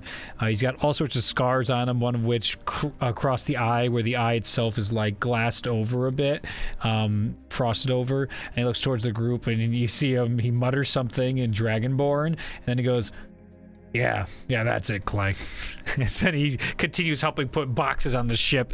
As he then comes back down to the group, he goes, welcome to the Seaborn. It's not a terrific ship like you might see out there, but it gets the job done. It's a typical merchant ship. It's not huge. It's not like the giant pirate ship that came in. But he looks over and goes, all I ask is you do your part and don't get in the way of the other shipmates. If we ask you to help clean or help with a chore or two on the ship, you do it. Those are the only obvious, and no, like, don't hurt anybody. I imagine Clay has not put a bunch of mercs. We've had that in the past where they try and make some funny business. Remember, you're on our ship, and there's a lot more of us, and you can go overboard real quickly. Magic or not. Aye, we're just looking for passage, of course. And I'll extend my hand out to give him a real firm handshake. It gives him a very... You give relief to the captain as he can sense a demeanor of, like, the way you talk, the way you handle yourself, the way... you're already looking at the ship like, this guy sails. He knows what he's doing. This is good. He's handsome. Hey, you mentioned, not to the Dragon Boy. Clay mentioned that you're from the Far East. Yeah. Jock, did you say Clovis was that the Far East as well? Is that what you said? Yeah, yes. You see, he was completely absorbed by the ship. He's like, I've always dreamed of sailing someday, but yes, I'm from Clovis. Do you know anything of Clovis? You see, the Dragonborn go, yep. And then he walks onto the ship, and he's like, well, what about it? What? And then Jock chases him onto the ship. As Bailey and Autumn get onto the ship, the ogres go like, we'll sink the ship. As the ogres get on the ship, you can see a bunch of other crewmates are just like, is this for real?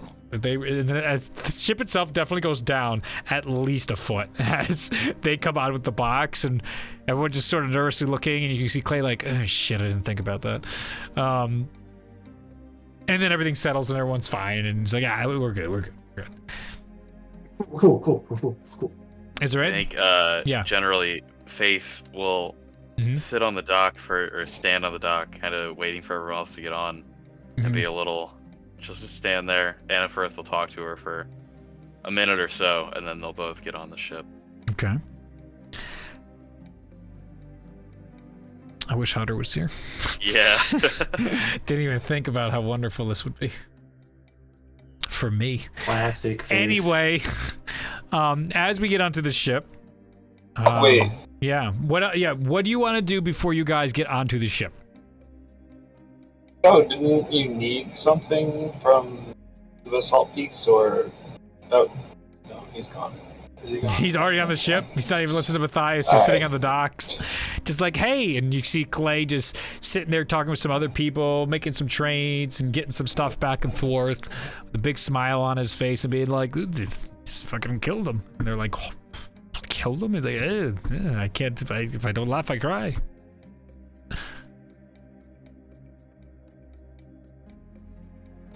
your time.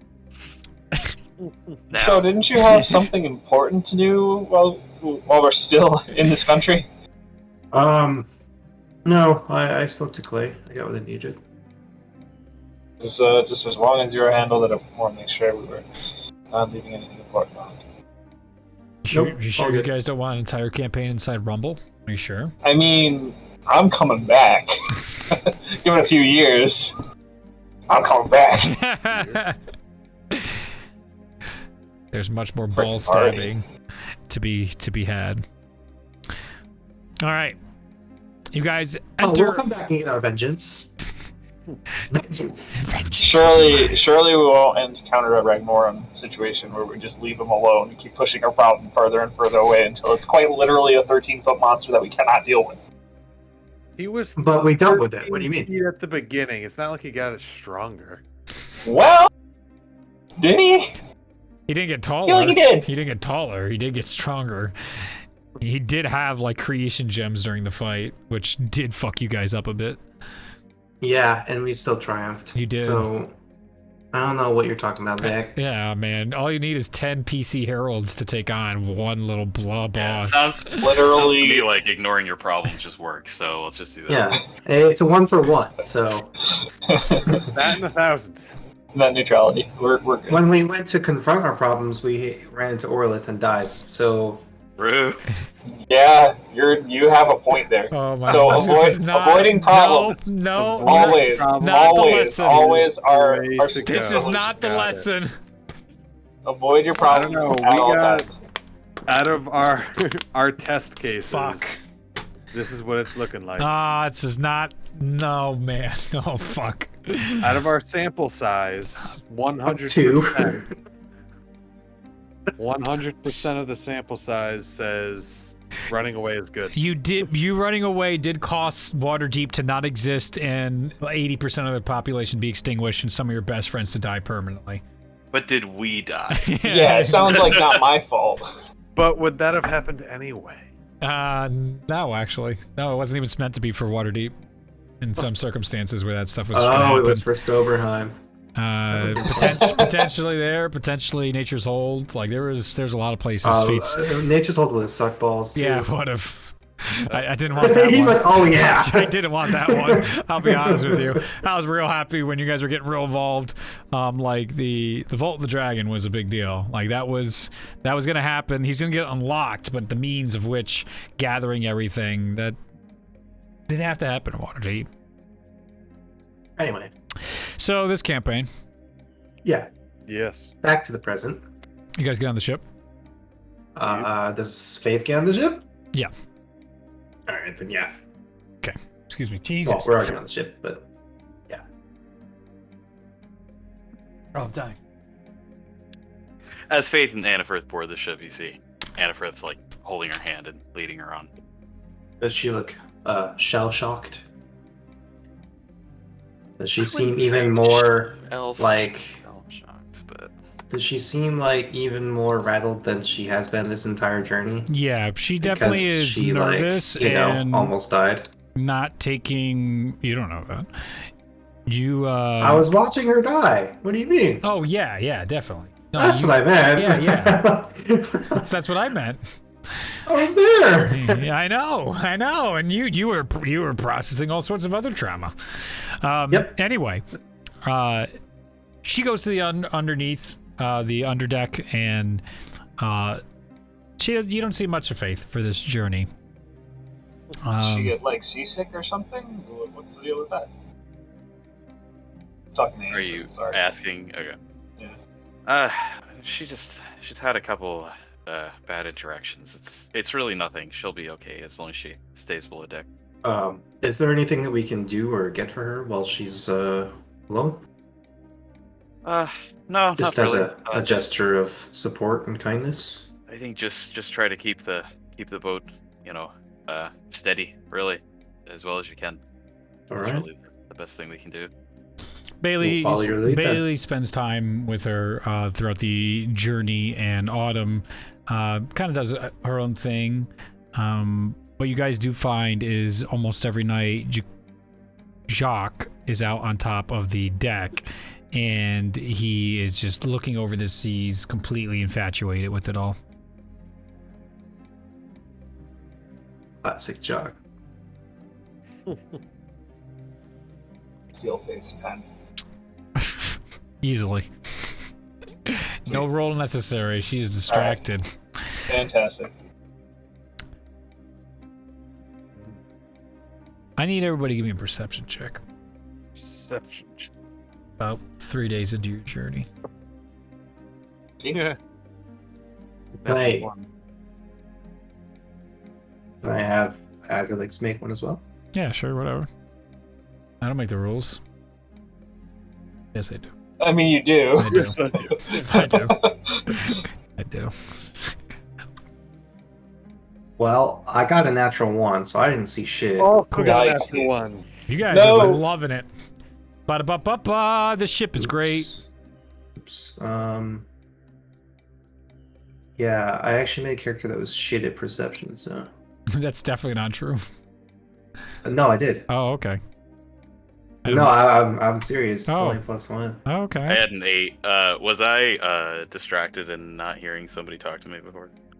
Or was that okay? Oh, you're good. You're good. All right, so natural one, natural 1, 8. Zach, what'd you get? You're muted. 13, it looked like, 13. though. Okay. 13. And Faith has 13, Adrelix got which is 11. 11, and Faith got what? Below deck. She's 13, but she's below deck anyway. Yep. Okay. Nothing. So you guys just enjoy your time on the seas. It is no big deal. Rest in peace, boys. It didn't matter. Kraken. And the Kraken you guys didn't kill from last campaign, you morons. Here we go. I'm pretty sure that was a ghost Kraken, to Well, be, it was to be sure. It was a ghost zombie Kraken thing from the Ghost Pirates. Oh, that's worse. That's way worse. Much worse. Glad I have that just running around. You guys witness storms that happen, come and go over the length of time, but the Captain Gesh keeps you guys clear of them. He does seem an expert at these trade routes on the seas, and you guys have an uneventful trip over the course of the next 4 weeks. These seas themselves, you find yourself bored, and if there's any interactions you'd like to have with anybody, you're more than welcome to before about a day out of Cinderport. Nope. What was the port? It is. I'd like to talk to the Crimson Dragonborn. Thank you. Yeah, I mean, you. I'd can- love to talk to him and Go just ahead. sort of Yeah, try we to. want to talk to Gesh, please. Yeah, Gesh. Gesh, Anyone else want to try to learn some more about this Gesh character? I've never seen anyone like him. Yeah, I'll help you, or I'll go with you. I think Jock was interested. see Jacques after days of like trying to get him to say something, and he just keeps laughing at Jacques. He's definitely like, "Oh, please, give me a chance." To hear something out of this guy. And right now, Gash is just the second mate is manning the wheel, and all the other people are at all their stations doing what they have to with the ship.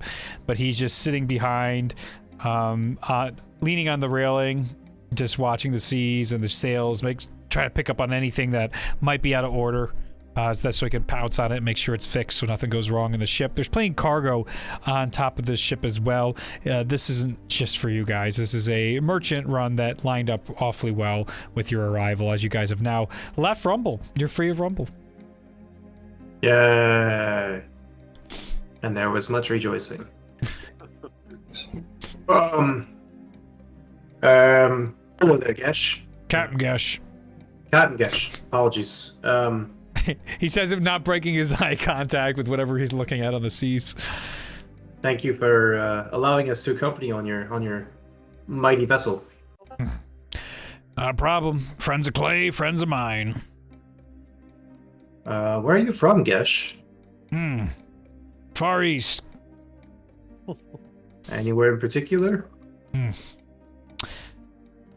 Ever heard of Pank?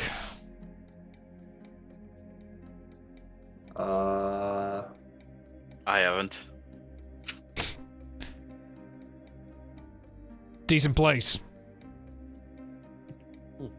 Why'd you leave then? Wasn't for me.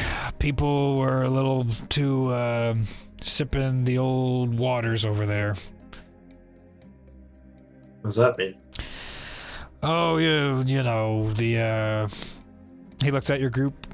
Maybe you don't know.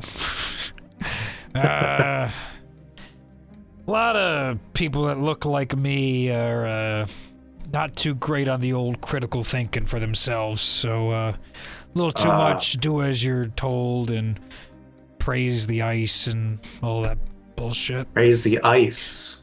Yep. I imagine you've heard of the Herald Tellius. Yeah. He's a real asshole. Oh, why is that? Didn't he do a ton of good for the world? He I'm sure he did. But he is awfully annoying, and he causes enough pain in the ass for me to definitely leave some 50 years ago. Wait, is he still around? Okay, rumor has it he's dead, so hopefully not. Be nice, maybe the Dragonborn can stop worshipping his every step he takes in the sands out there. Maybe do something. Oh, you for said themselves. it was ice. Now I'm confused. He doesn't correct himself. He's like, I'm right.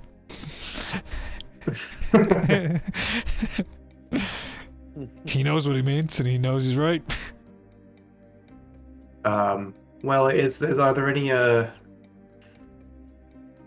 weird? What was the strangest cultural norm you had to adjust to, based on where you're from? Well, I'd say people's lack of obsession with Melora and Dragonkin has been utterly refreshing. It's nice to go a very, very long time without anybody even bringing it up. Most of the crewmates here, at first, there's gawking, but they got over it real quick once I kicked them in the ass. Mark of a good captain. Big smile.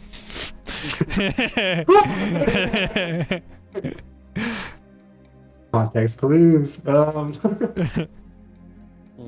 That's fascinating. Yeah, it's certainly talked about, but not really, unless you want to take a deeper dive into it, not really part of common, knowledge or talk. Yeah, it's a blessing out here. They freaking worship him over in the east. It's too much. Too much. Oh, I'm glad you're happier here than back there. Mm-hmm. Big smiles. You keep mentioning the east. I think Jock here. He said something about. We were talking about Clovis. Oh yeah, that shithole. Do you have any more information for him? I think he's really interested. He hasn't been there in a very long time. He just stares at Jock. Jock's like, "Is it still there?" Yeah. Hey. You're fine. No, it's hilarious. Good timing. Someone on the crew deck screams up, "Hey!" and he looks over and he's just like, just waves his finger, and the guy's like, "Oh, okay," gets back to the process. Need direction on.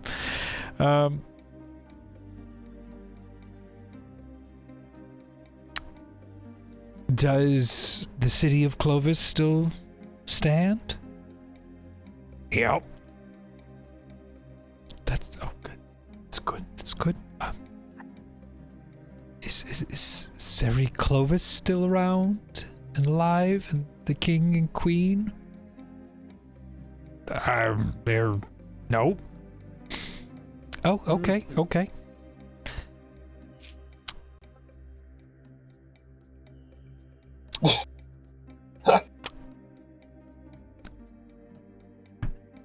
I feel like there's a lot to ask, but it's you're not one to elaborate. Nope. Ask better questions. Damn. You see Jacques just like, oh, all right. It's hot in here, guys, isn't it? Hot in the seas, hot in the cities. No, it's actually nice. There's a little sea breeze going on. Oh, okay, all right. Not helping me here. Okay. Let's see. Okay. Jacques, what are you trying to get at, Jacques? Well, I want to know if my family is still there, and I don't know how this individual would have any idea if my family was still there. You mentioned something about the king and the queen. You said they weren't there. Why? What'd you? Yeah. Oh, happened way before my time, but apparently they all got. So. The royal family. They Yep. were assassinated. Yeah, all them big dead. You just see Jacques. Just his jaw drop. He's like, oh, all of them? Yep. The monarchy long gone. Ah. Oh. Well, surely I'm not that, actually laughing. that would have caused some kind of uprising then. Oh, I mean, yeah. your family's probably fine, right? You weren't of any. I don't mean this negatively. You weren't of any importance, were you? No, we weren't, but You're probably fine. Your family's probably okay. my wife's probably dead. Oh? Why would you say that? She was human. What? Why is it? Oh, yeah. Yep. Yeah. Time does do that to people. Sorry about that, Jacques. Yeah, me too.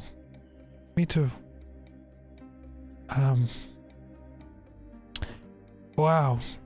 He's just kind of nodding. He's like, not even like the Cedric Clovis Foundation survived or anything? Oh, yeah, sure. Her shit's everywhere still. Wait, what do you mean? Yeah, she's part of all that chosen shit. You see him just like, what does that mean?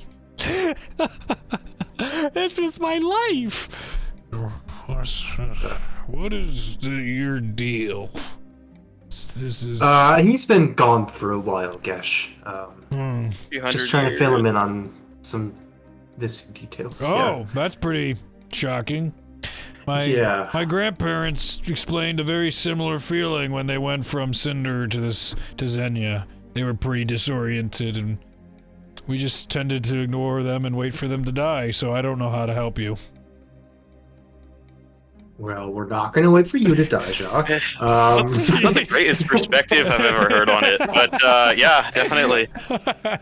Definitely an option. Dragonborn does not give a shit. He does no problem with what he's saying.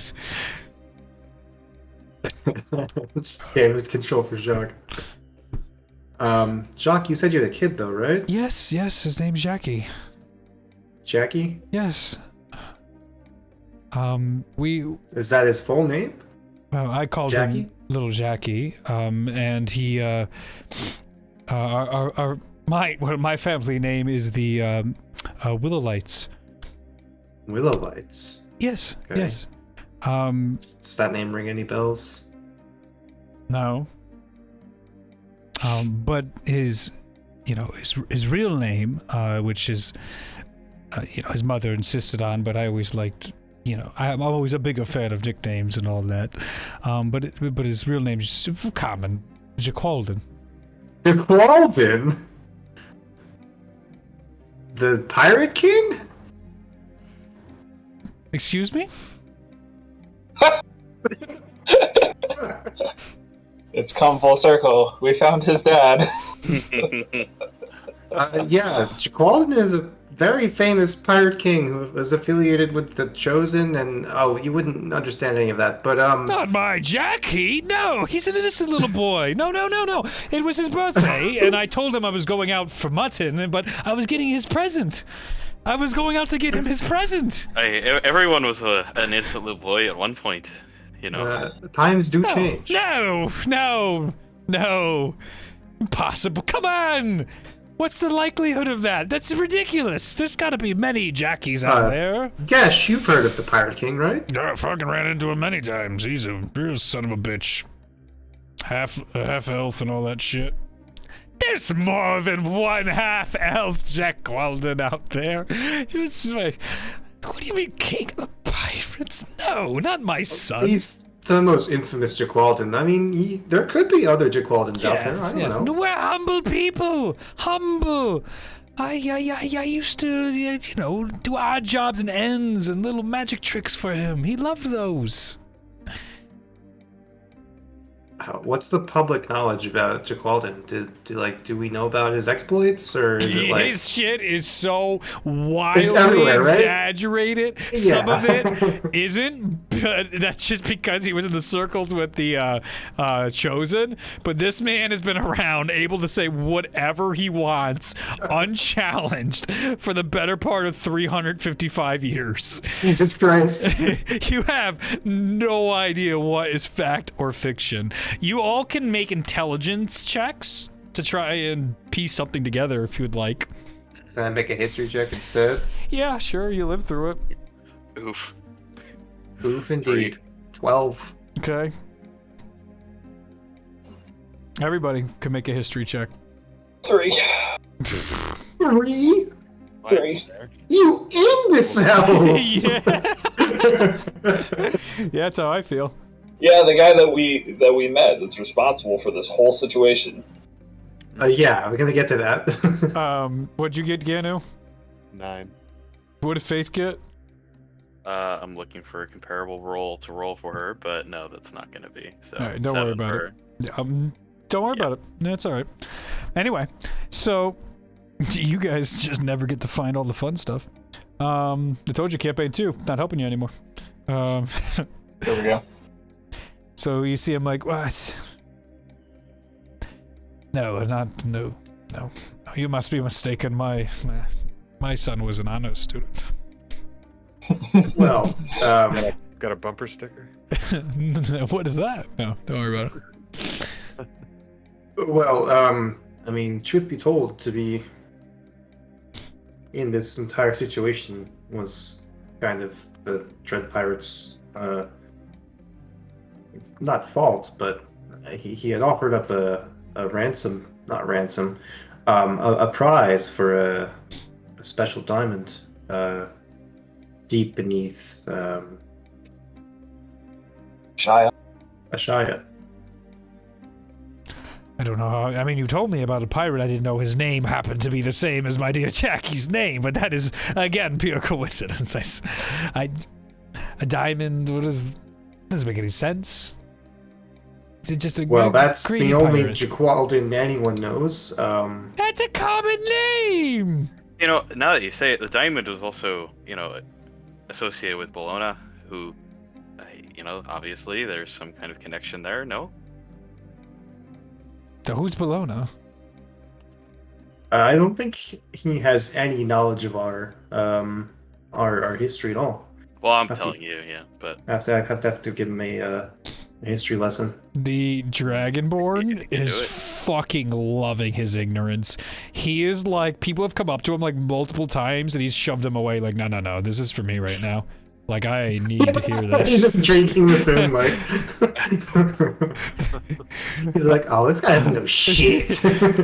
From being born into just like, praise Taliesin, hello, every day of his life, to, what's a herald?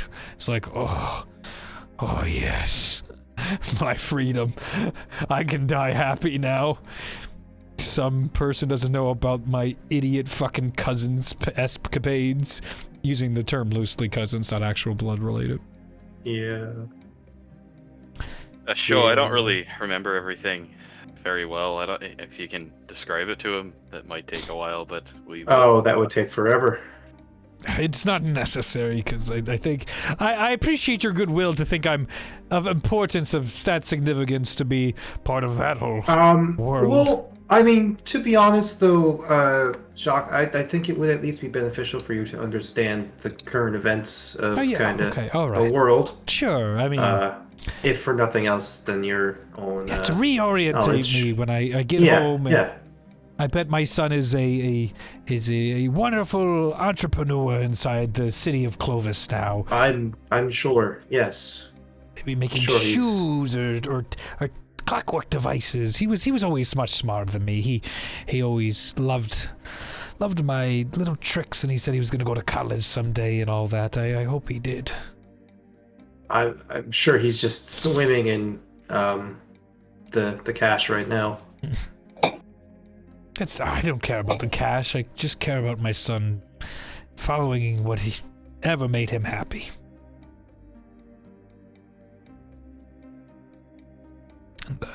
Would you still love your son if what made him happy was being a pirate? Just out of curiosity.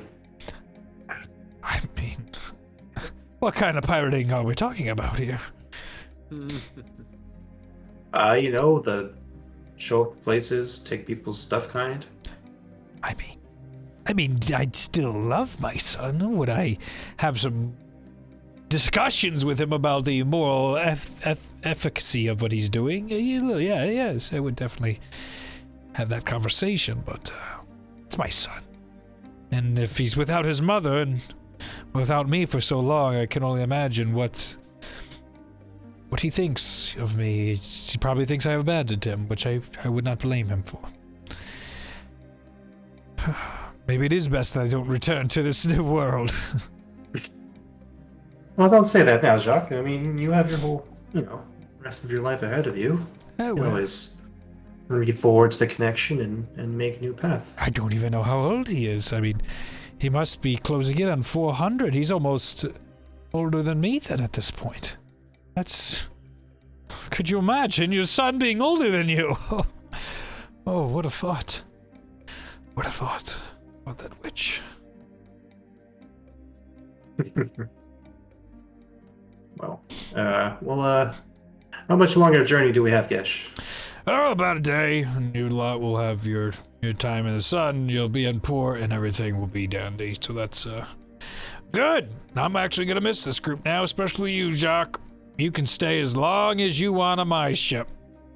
You're just like, oh, thanks for the sudden change of heart. That is very kind of you, but I will think about this. I'll be in port. I'll be in port for 7 days. Okay, all right, sounds good. All right, I'm This gonna just go kinda confer wanders with off. Bailey and try to put together some current event history knowledge for you to reacclimate to the world. Yes, I'd appreciate that. I'm going to just stare over the ship again for as long as my brain keeps these intrusive thoughts going. As he walks over and away. Can't wait for that payoff. Oh, That's I gonna can't be wait great. either. That's gonna be awesome. You don't know. Could be anybody. Could be anyone. It's a common It's a name. very common name.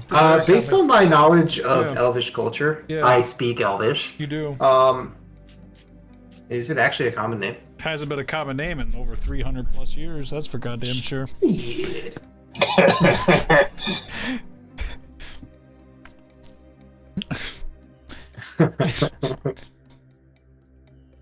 Shit.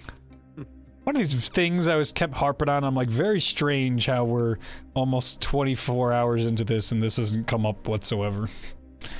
What, that? No, Justin, the Dragonborn. You're like, man, you really ought to get to know these NPCs. No reason. None of them are important. Why talk to Jacques? Why bother? Alright, easy peasy. Alright, what else are you guys doing? Just helping out with the ship as well as I can. Alright. Yeah. I'll assist in whatever ways I can, but I'm more interested in the scuttlebutt. I want to know what all the rumors and what all the sick goss on the ship is. Sure. Sick goss. Sure. Sick goss. So, Looking for that tea. Yeah. some of the rumors. Some of the rumors right now is it seems that there's trouble in Last Star, that the college professors found something that has not been revealed to the public, and everyone knows it's got to be a big deal if nobody's talking about it, and it has professors disagreeing, which is what they do, but there's been a hard line drawn and there's an impasse happening over whatever has happened. Ashaya's Shalmir Day went terrific and did around the wide worlds of the world. no diamond was recovered, and the Pirate King was utterly disappointed in the efforts of everybody and spent a bunch of time there before shipping off. Dawn Call is having very strange crop seasons. Entire crop fields are just straight up dying for no reason. And people are beginning to disappear. And there's an outcry from the people of Dawn Call to, if there's any information, to send it their way and help. Do what, as Dawn Call people do, is help one another out. If you see or hear something, say something. Sormir is currently in grieving, as it appears one of their champions has been reported dead. There's a funeral service, and the entire city is in a month of mourning for their aspiring champion, who was to take one of the skins of the ancients on, is no longer with the world. Don't go to Dustlight. Everybody keeps definitely talking about that. Jokes about what crazy things happen in Dustlight. People believe that's actually where the heralds actually went. They're not actually dead, but they're all just hiding in Dustlight. All right. Raising an army for some reason. Okay. Seems legit. Shit. Yeah. Those are some, I think that's some fun rumors for you. That's enough for you to bite on. Yeah, that's a lot to chew on. It's important to us too, because we're headed to Last Star, if I'm understanding correctly. Mm-hmm. All right. So I would tell that to Annabeth and Faith and Bailey. Let them know, hey, it sounds like there's something rather strange going on in Last Star. Something about the professors not disclosing some kind of secret information to the public, and has them in some kind of disagreement. That it was really quite the story. You should hear the sailors talk about it. Both you and Bailey know that the procedure is almost always to share information so everybody can have debate and understand what's going on. The only time they don't do that is if it would be a public health threat, if the information would cause disarray. So that is a red flag. But who knows what we're walking into should be right. Well, we don't have to get too involved in whatever's going there. We're just trying to get people where they're going. That's all. Yep. I don't think we're staying too long, right? Oh, I mean, we have to You get guys our... want to go back to Australia? Hey, yeah, and we want to get our friends here, the ogres, some transport to Dawn Call as well. I think once we get to Last Star, I think... Are we going to go all the way with them? I don't necessarily mean to, but it does concern me that these individuals have been following seemingly for that reason. That's true. I don't know, it's very out of the way, but we've made good friends, good acquaintance, and I don't mean to wish them harm. I don't want to let them on their own. I'm willing to go. Why not? Yeah. More time Love with it, our Austin. friends. Yeah. Another destination on the map. Should be fun. So, as you guys are pulling into port, you're probably like 6 hours away. You can see the port of Crimson Port. I need everybody to give me a perception check. Perception. Roll better this time. 9. Nice. Oh, wait. Yeah, 9. 6. Nice. 18. Nice. 14. Nice. Faith. Well, she's probably still below deck, but 16 Nice. and 17. Nice. Just Anfirth. As you guys are, all the boxes are being shifted around and people are getting merchandise ready. Everyone's busy. It is Gesh is shouting orders to the rest of the group. What catches your eye is what you've been keeping your eyes on the entirety of the time. The box that the ogres are guarding. What you are now noticing one of the shipmates the entire time. It finally dawns on you that they're drow. And the individual is squatting by the box right now. Can I pull him away? You are a far distance away from the box. Action surge. Yep. Full sprint with my action. And then, am I close enough after action surging? Action surge again. As you start sprinting, he looks up and sees right in your eyes. Pardon me, his eyes go wide. He puts his hand onto the box, and he is doing his action. What are you doing now? After your action surge, you're close. I'm still too far away from him? No, you're close. You're like 5 feet from him now. Okay. It's a ship deck. It's not that big. Just trying to toss him off of it. Okay, go ahead and make a strength check. Yeah. That would be... I mean, if I see this, I'm gonna join him. You see Anfirth sprint across the deck. What?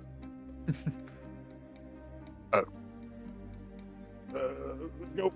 How shove works. I think it's a... Is it just an attack, or is it... Strength athletic. Yeah. So it's just like a grapple check. Okay. Mm-hmm. Oof, not good. 11. Oh. Natural 2. Okay. So you come over and you see him go, and as you grab, you just toss him over the side. Ganu, you get right up to the banister just as the individual goes, and then he turns and falls into the waters. As you look behind you, the third circle is finished.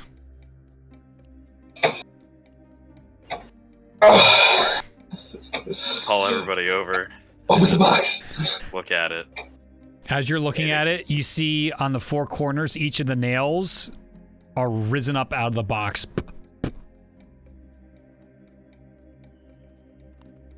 Well, hold on. Is the guy who went overboard, like, is he thrashing about? Looks like, call some attention, call a man overboard. And... He's gone. He hit the water and was just gone. Didn't come resurface or anything. Is there anyone else nearby? Go ahead and make a perception check. As you're looking around, you can see Gesh come around. He's like, what's the meaning of all this? What's happening? Who was that? And they're like, I don't know. And also a bunch of crewmates are like, nobody's missing. Like, they're just now seeing that this wasn't a crewmate that's been here the entire time. That you all failed on your perception check to start the journey. I stared into the sun for 5 minutes. It's 7. Nice. As you're looking around, Matthias, these boats are so rickety, it's very hard to focus on things. The glare from the water is just terrible. You see the ogres looking down, being like, uh-oh. As they're kind of poking at the box, and you can see the lid itself is loose now. Not loose enough to look inside, but... Just wait now. You see both of them like, I don't want to pick that up. One of them tries to put the nail back down, and it's not moving down as he tries to push it down. We need to get this thing off the ship. Everyone's nodding in agreement. You see Gesh, absolutely. Let's make double time. What that person did to it.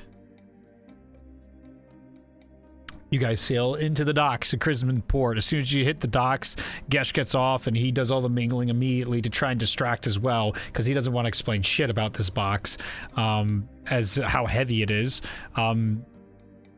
It's going to need Show as well to help lift this because of the height with the ogres and Can we push it? This thing is probably closing in on 800 pounds. Faith will use her telekinesis to help lift it. Yep. Just like... So you guys make a group effort. Bailey, isn't there some way that we could manipulate gravity so that we don't have to use so much labor to remove this thing? Yeah, sure. Let me try. And as she goes to do a gravity spell, you can see it just dissipate out, and you can see above the box an arcane symbol, a purple one, just like shows for a second and disappears. Like a glimpse of what kind of magic it might have been? Make an arcana check. Bad. Got a good voice. 23. 23. Yeah. The arcane symbol itself is something that resembles magic that would counter certain types of magic, in particular gravity type of magic. It's a ward to stop people from cheating whatever magical incantations are imbued and enchantments are imbued into this box. I'm gonna look and see if I can get I'll the just school. relay that to everyone.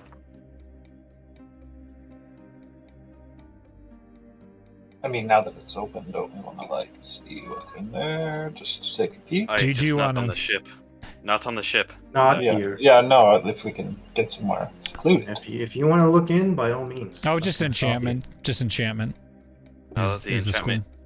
Whatever the lock is that's broken, it's surely they would have no idea. So it's worth it. Just make sure we're not carrying around something that's gonna kill us. At this point. All right. Do you guys? You're just off to the side of the ship docks as they're unloading all the stuff. You can see Gesh being like, "Get the hell out of here." I'm gonna help Gesh just like try to schmooze people Yep. over and just be like, no. Go ahead and With make a your performance face. performance check with advantage because of your background. And your face. Are you guys searching out a tavern, something else with this? Like, where are you going? Are you just immediately leaving for Last Star? You're now in the Crimson Port. 24. Oh yeah, you're killing it, my guy. You're fine. You're smooching, and you can even see the admiration of Gesh being like, I knew this guy knew his shit. I mean, it'd be tricky to bring the box into a tavern. Is there like an open stable or somewhere that's a little bit more secluded? Is there a wooded area? Yeah. No, We have maps of this location. you do. You could look at it. No, it's a port city. Stop. Shady alleyways. Yes, plenty of shady alleyways. I'm not sure if that's where you would like to do that, but that's up to you. Upload. Dot play. Copy. Link. Play.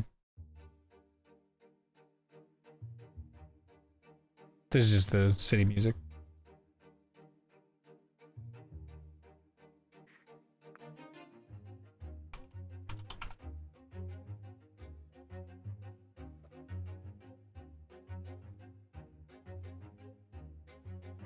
Do you guys have any idea where we want to bring this? Yeah, what do you want to do? How long would it take us to get out of town? Just on the outskirts. Not long. Yeah, that's only like 2 hours slowed down because of the weight of it all. You guys can put some serious distance just to open something outside the town. The town itself is busy and churning throughout the streets. You can see immediately the difference where the port that you left out of in Rumble was very much almost organic and geographical, while Crimson Port seems really refined, even though it looks like it's been worn down quite a bit. As Bailey and Sho would know, the closer you get to Last Star, the better condition everything seems to be in. But they still take good condition of everything within the country of Last Star, the kingdom of Last Star, because they really care about appearances here, to a degree. And but they care more, not so much as appearance, but making sure function continues. They don't want anything not working, and that allows things to look nice because it's well maintained. Well, I would suggest we move towards the mountains then, but just as long as we can. We don't want to open this thing in a populated city like this, so maybe we move east towards the mountains, and before we take rest, we open it. Probably see get what to it the is. foot of the mountain. Okay, we're gonna open it. No, you're not going to open it. Oh, good. Yeah. Very And I good. suggest everybody stands far back when we see what it is. I mean, it seems like the magical enchantment has been broken, so even if you deliver it at this point, I don't think people would take too kindly to that. Oh, right, yeah, it makes a good point. Okay, all right, I'm in. Okay. You see, Wow, they were so hard to convince. They probably got like intelligence 6 or some shit. It's pretty low. Ogres ain't that smart. They're very sweet. You muted Justin, so whatever you're saying is lost to the ethos forever. They can communicate, and that's pretty much it. No critical thinking. The ability to speak does not make one intelligent. Yep. Is that a Gandalf line? That is Qui-Gon Jinn. That's what it is. That's the other one. To Jar Jar Binks. There it is. Jar Jar. I knew it was wise mentor figure. I couldn't remember which one. These really are our Jar Jar Binkses. No, Jar Jar's Secret way reports. worse. Way worse. All right. The city's bustling. You can see lots of magic potion shops. Lots of just uppity magic shit here. Like, you can immediately feel the change. Barely is at ease immediately, as you can see the bundled up Autumn's like, ugh, this shit again. Where Jacques is just like, whoa, the world's so crazy. Faith is definitely looking for, like, if there's like a, as we're going, she's not going to stop and look, but any like scroll shops or anything like that, like a spell library or anything that might be similar to that. She can make a investigation check. Perception as she's just walking. No, she's walking with the group. Give me a perception. Nope, 6. Okay. No, you're too distracted. Whatever's happening and getting as far away from the waters as possible. That's all that's really on her mind right now. Are we moving at a terribly urgent pace, No. or it's kind of casual at this point? It's heavy. Okay. You can't speed through this, but you got a bunch of people working on it, so it's obvious. You turn heads and people are like, that's weird. Bunch of ogres there. They're like, people are like, are they pets? Are those pet ogres? Do they sell pet ogres? Any music shops? Certainly. We're gonna find lots of fine art stuff in Last Star, so they're probably more towards the outer parts of the shops, but there are plenty of music shops. Yeah, I'll dip into that when we get a second. Okay. But if we're doing something. Sure. So you get to the outskirts. It takes you about 2.5 hours to get out there. Thankfully, it's still like, I say 3 p.m. in the afternoon. No signs of cloaked or hooded figures anywhere. You just have this ominous box. This big old mystery box that's been with us for many episodes that is now potentially unlocked. Maybe not. You didn't try opening it yet. Maybe there's more runes and things there. Who knows? But it is now sitting right down at the ground. You can see the great big mountains in the distance and the red discolored mountain of Red Barrow far, far off. Days and days journeys. The ogres are sitting with their backs to the box right now, a fair distance away, being like, we aren't seeing nothing. While the rest of you are all watching it. Autumn, Bailey, and Jacques are behind the front line of you guys. Let's stand 60 feet away, and perhaps 60 Faith. Okay. Perhaps Faith could use a telekinetic shove or something. Sure, you could attempt that. Yeah, she could do that. Can she be far enough away and do that? I think it's 30 feet. Yeah. What was it? No, it's 30 feet. Yeah. You want to try that?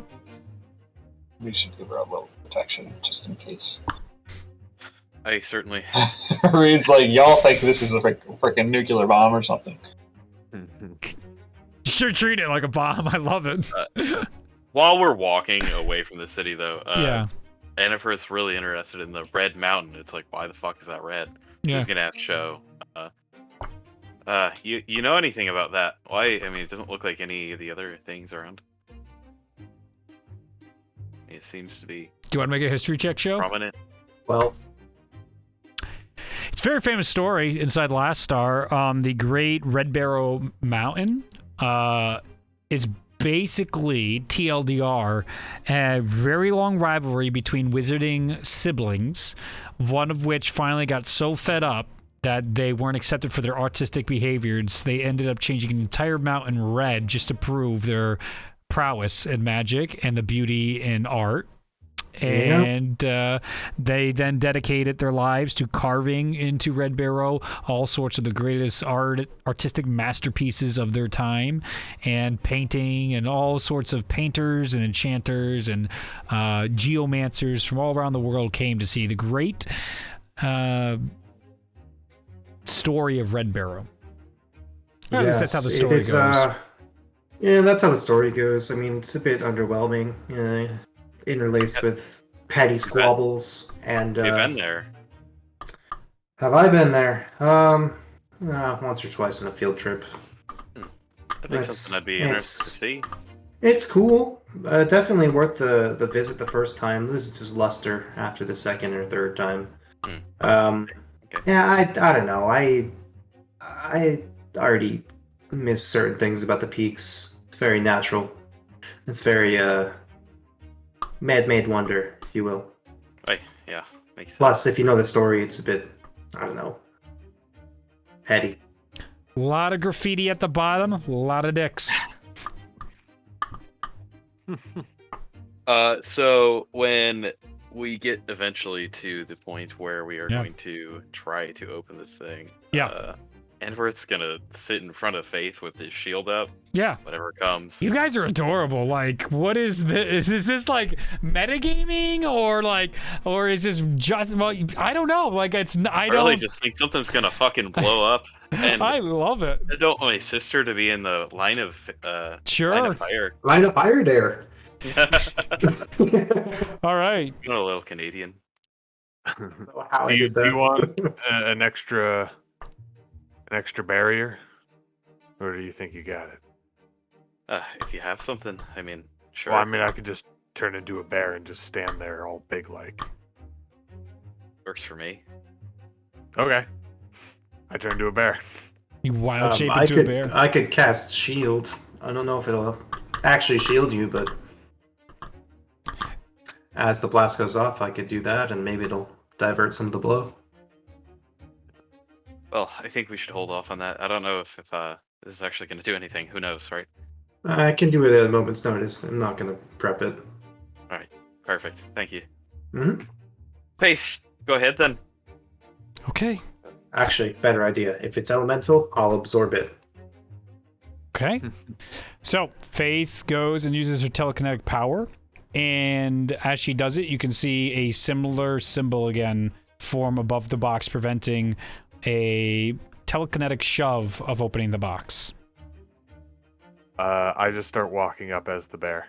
All right. You walk up as the bear to the box. You are now in front of the box, drooling on it in your bear form.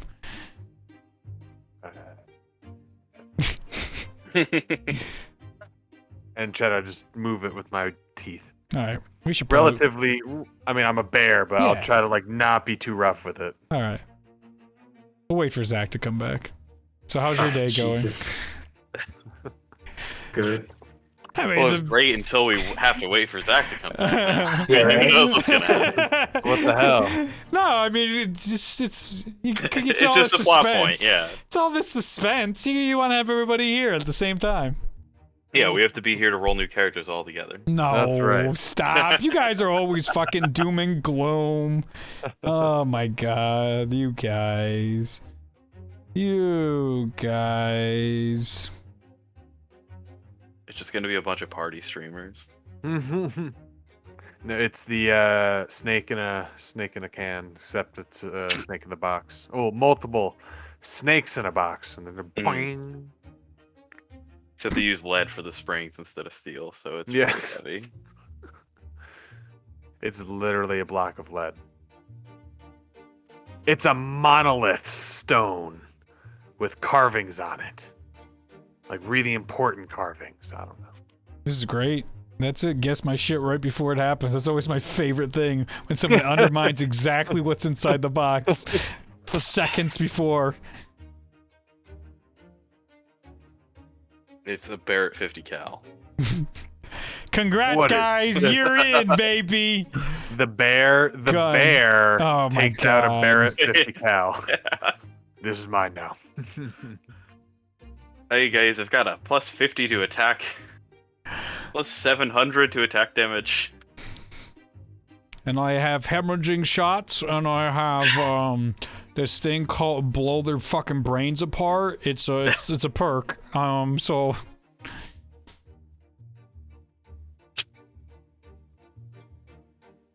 So I watched Arcane. Yeah, pretty awesome, right? Yeah, it was really good. I enjoyed it a lot. I haven't watched that yet, but I've heard good things about it. Yeah, well, I kept getting bombarded, so I finally gave in when I'm on dating apps, and the girl's like, "Have you watched Arcane, or are you a fan of League of Really? Legends?" Yeah, That's I'm like, fine, fucking fine. My friends won't stop bothering me. The internet, my YouTube won't stop bothering me, and now I'm on a fucking dating app, and a person's like, "Did you watch it yet?" Are you back, Zach? Yeah, sorry about that. No, don't worry. It wasn't nothing important. Anyway, Things were dire. no, everything's well. Good. I'm glad you took care of it. Nice. Good I don't joke. know when Zach left, but I walked up as the bear, and I'm removing the lid. Okay. With my mouth. Yeah, well, that's Did the telekinesis not work? no, it did not. Yeah. Is telekinesis a spell technically, or is it an innate ability? It's a spell, I Faith's believe. feature is technically not a spell, but it is a magical. It's a magical. Okay. Just because psionics are different than magics. Yeah. All right. It's actually technically the way it works, or at least the way it's described in the feat. It's kind of like your mage hand is just you use it more effectively, kind of. Mage hand plus. Oh, Jesus. You're dead. It was a good campaign, boys. Hope you liked Ganu. See you later, buddy. Ganu, Eh. Well, my buddy, my friend. As you take the top of the lid off, you have to fight with it a little bit, and then eventually you rip it, and the whole thing comes off, and you see it flips through the air. It like a force itself like helps as this thing flops off and hits to the side. The entire group. And there's just like this silence among the group. Everyone can hear themselves readjusting. Show you're ready with your spell. The shield's being held there. Faith is just looking on with her eyes wide open. It would be real shitty if I ended the session here, wouldn't it? Yeah, we got an hour left, you motherfucker. Don't you dare. Should we have Hunter? You sure we don't want to have Hunter for this? Oh, you're making it sound like we should have Hunter for this. I don't know. I think this is up to you, since you know what's happening. Of course I know what's happening. We did. I don't know. The entire area begins to darken around you guys. Oh, God. What was once a bright sunny day is now what looks to be like this strange night that you can still see in front of you, but the sky itself has this strange blackened effect. Out of the box. Ooh, this is the point of no return, my friends. Do you want to keep playing for another hour? Yeah. Just tell us what's in the box. What's in the box? Jesus Christ. What's in the box? Swarming out of the box, Not good. you a swarm. see Oops. mounds and mounds of these strange insect-like creatures. Ganu, they start to come up and swarm at your feet. Squash. As you start squashing, you see it is a litany of spiders that immediately start crawling onto you. Out of the box, an individual rises. You can see this gorgeous armor on the individual. As you can see, the symbol of the Spider Queen on the chest. Okay. Their helmet is in the shape of the spider legs framing their face. As they rise out, the swarm follows around at their feet. The armor itself is chiseled with all sorts of runes on it, and of these deep purples and whites. As the spiders begin to crawl around you, they surge out towards the rest of the group, going under your feet and trying to crawl up everyone in the party at this point. Jacques and Autumn and Bailey are trying to slap at and get the spiders to go away, but none of them are biting you guys, but they all seem to then also stop as a hand just raises. Does anybody speak Let's see. First Undercommon. That's already been established. Well, Yeah, I thought so. No, Autumn does. I learned Undercommon. You did learn it. Oh yeah, I just learned it. From Autumn. Yeah. Yeah, we had time. Okay, you did, to be honest. There is plenty of time. How else do you explain language level ups? I don't know, man. You hear then, just you, Matthias, in a cold, metallic, and booming voice, female in nature. Land dwellers. Which of you has freed me from my prison?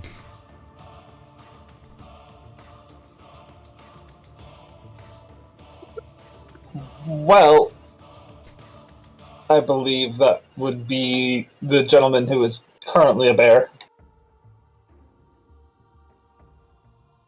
Looks over to you, Gianu.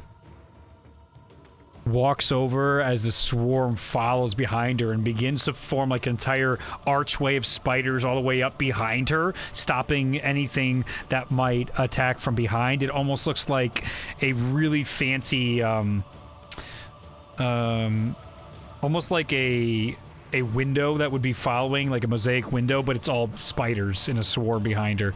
As she comes over to you and touches you, you immediately drop your wild shape as she touches you, and you're back into your Goliath form.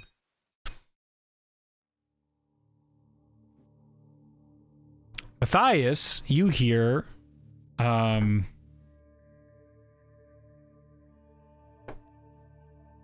what is your name? I will translate for him throughout the duration of this Do you get conversation. closer? No, I'll yell for You're now. gonna yell at a I'll, distance. I'll indicate that I'm the only one in the group who knows this language, so I'm gonna come over and help if that's okay. The motions are very slow, and she'll look towards you and then looks towards Gianu. She stands at about equal height, but maybe a little shorter than you. As looking into your eyes, you just see this endless blackness into the visor, and the visor's more onto the sides of here, not like your typical T type of shape. This is a very artisan type of helmet on the individual. And as this foreign undercommon language is being said, as you look into the eyes, you find yourself sucked deep, deep, deep into this swirling sensation. Your head gets lightheaded and you fall to your knees. And as you're on your knees, you almost fall directly into the hand of the individual and puts the hand around your head, cradling it.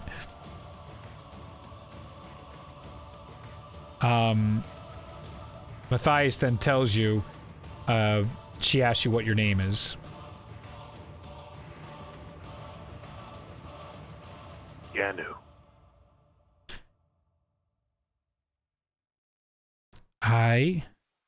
Again to Matthias, but you will hear just the name cut through of the language.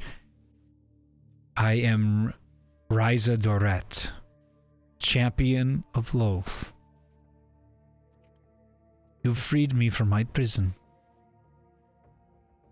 I thank you for your service to the Spider Queen.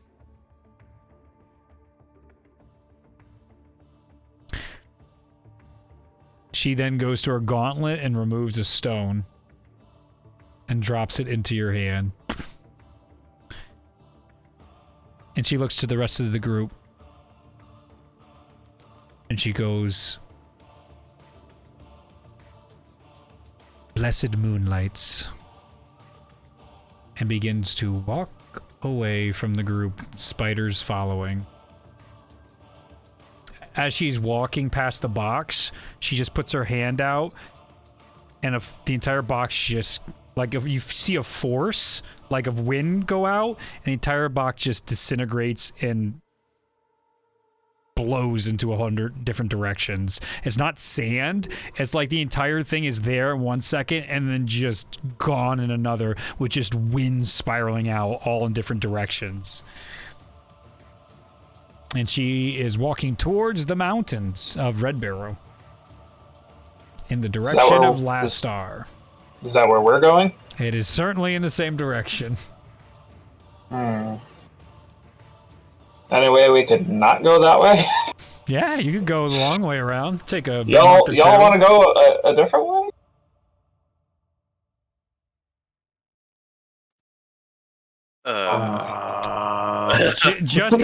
Just as she begins to hit the horizon, or get a fair amount of ways away from you, the sun comes back to where you guys were, just like it was before you've opened the now non-existent box, and you see both the ogres turn around and be like, "What happened to the box?" It's gone. Oh. I think some people destroyed your merchandise, and that had nothing to do with you. You did as good a job as you could have. Oh.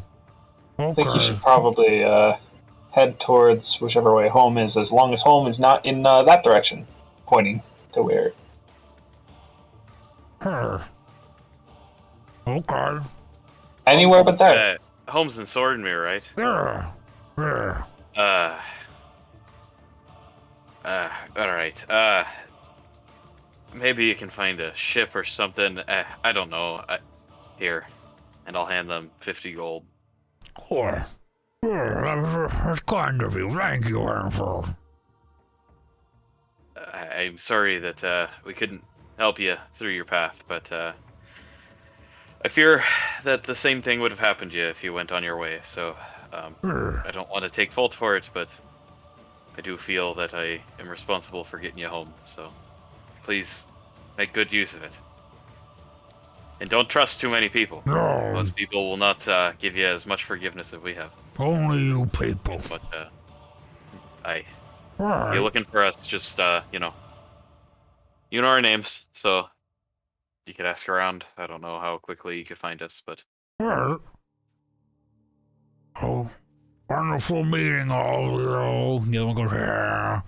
And they waddle their way to town to go try and find passage back to Sormir.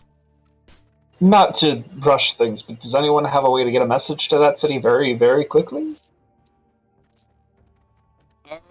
Faith does not.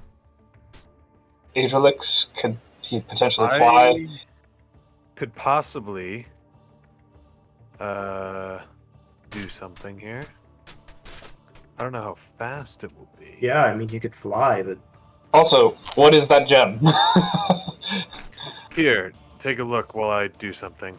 I could. Joe, can you look at that? Yeah. Can I find a small bird?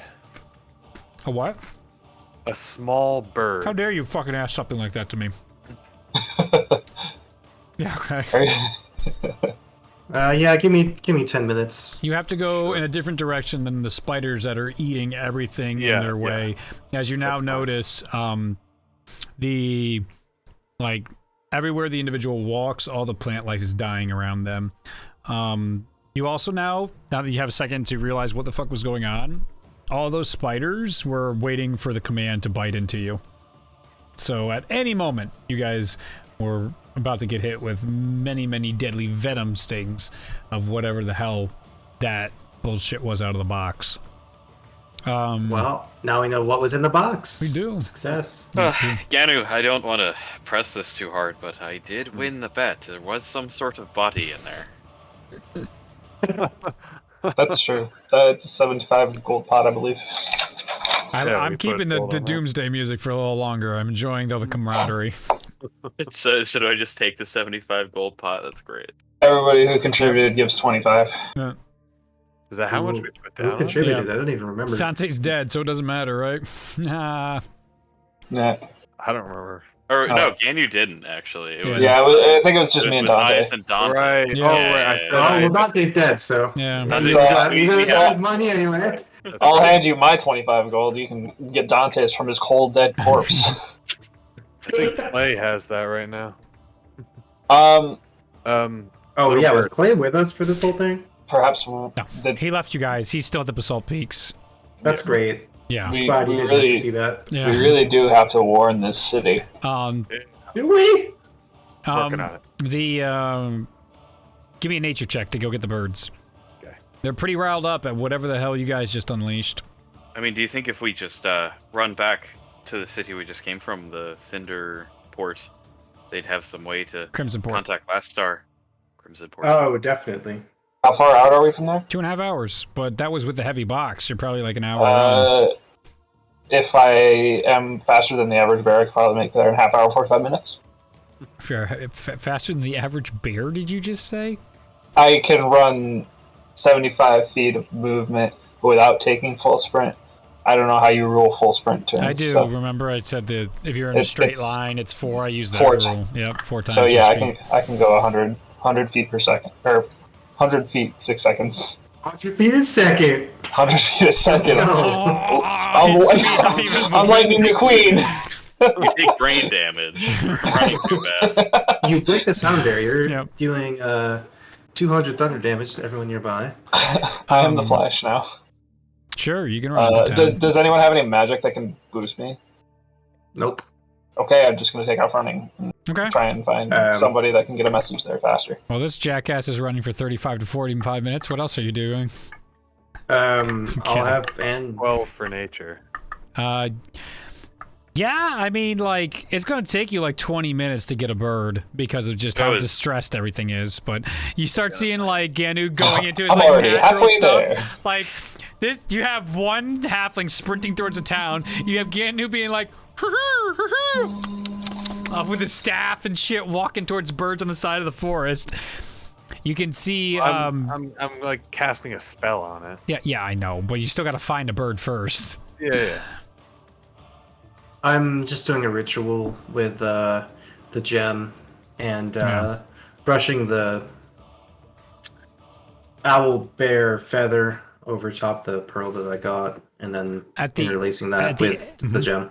At the end of the 10 minutes, instead of knowing its properties, you find yourself, your companions are completely gone from you, and the entire world is grayscale around you. Oh God.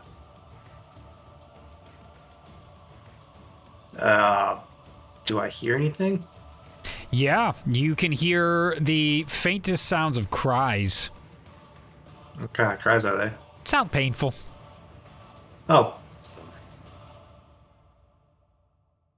Are they close or?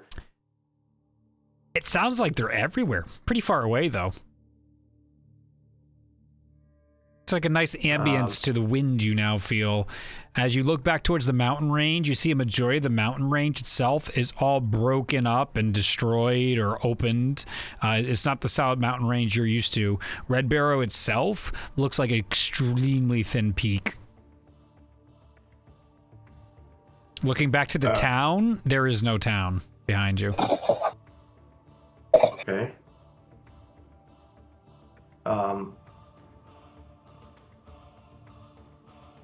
That's weird. Mm-hmm. Can I sense anything about the situation right now based off of what just happened? Obviously something to do with the gem in your hand. No shit. Yeah. What would you but like to do? Is it like am I in the gem? Am I just seeing the world through the gem? Is it like some sort of beacon or viewing lens to be able to see the champion? Like I can't get a grasp on what just happened. Go ahead and make an intelligence check. Okay. 16? As you begin roaming around and trying to understand your surroundings, a familiarity dawns on you. Something you experience inside of Shaya in those strange portals. You believe that skeletal creature told you of these lands. You saw this. This is what you know as the Shadowfell. Ah.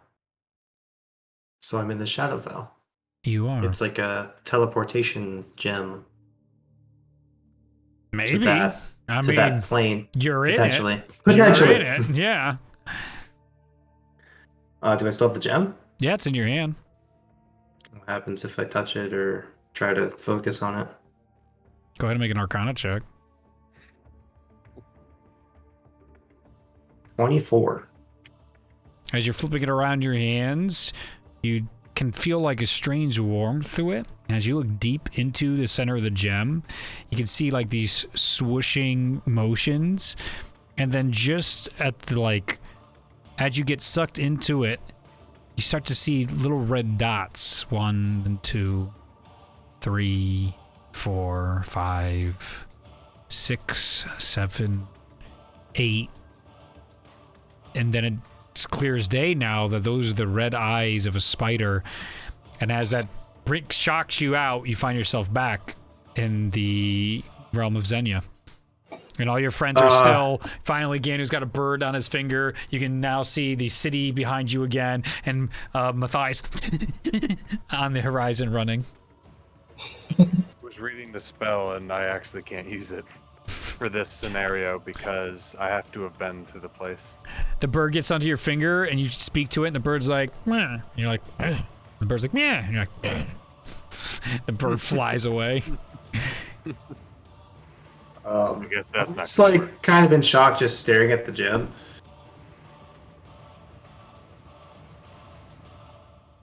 Do I notice him? What? I mean, I assume I knew that he was casting a spell, so do I notice that he's like kind of shocked back to reality at this point? He straight up disappeared. Like he was gone. Oh, he was actually gone. He was gone. Shit, God. Yeah. You kind of looked around. You're like, where the fuck did he go? And then he was right there, and you're like, wait, what is this? Show. What did you do? You cast a spell there. Yeah. I was just trying to get some knowledge about this gem here, and once I finished the spell, it transported me to the Shadowfell, I believe. Am I aware of what the Shadowfell is? Barely. From your interaction with the Bone Man, it was not much. Yeah. I wouldn't say you have a great idea. Right. It's basically what does that mean? Another dimension, if you will. Another place of being, existing. Right. Okay. And this place is notorious for, well, being dark and bleak. What did you see there? I mean, if you said it's bleak, literally everything was grayscale. So this area is what I saw, but was grayed out, blacked out, as if I were colorblind or something.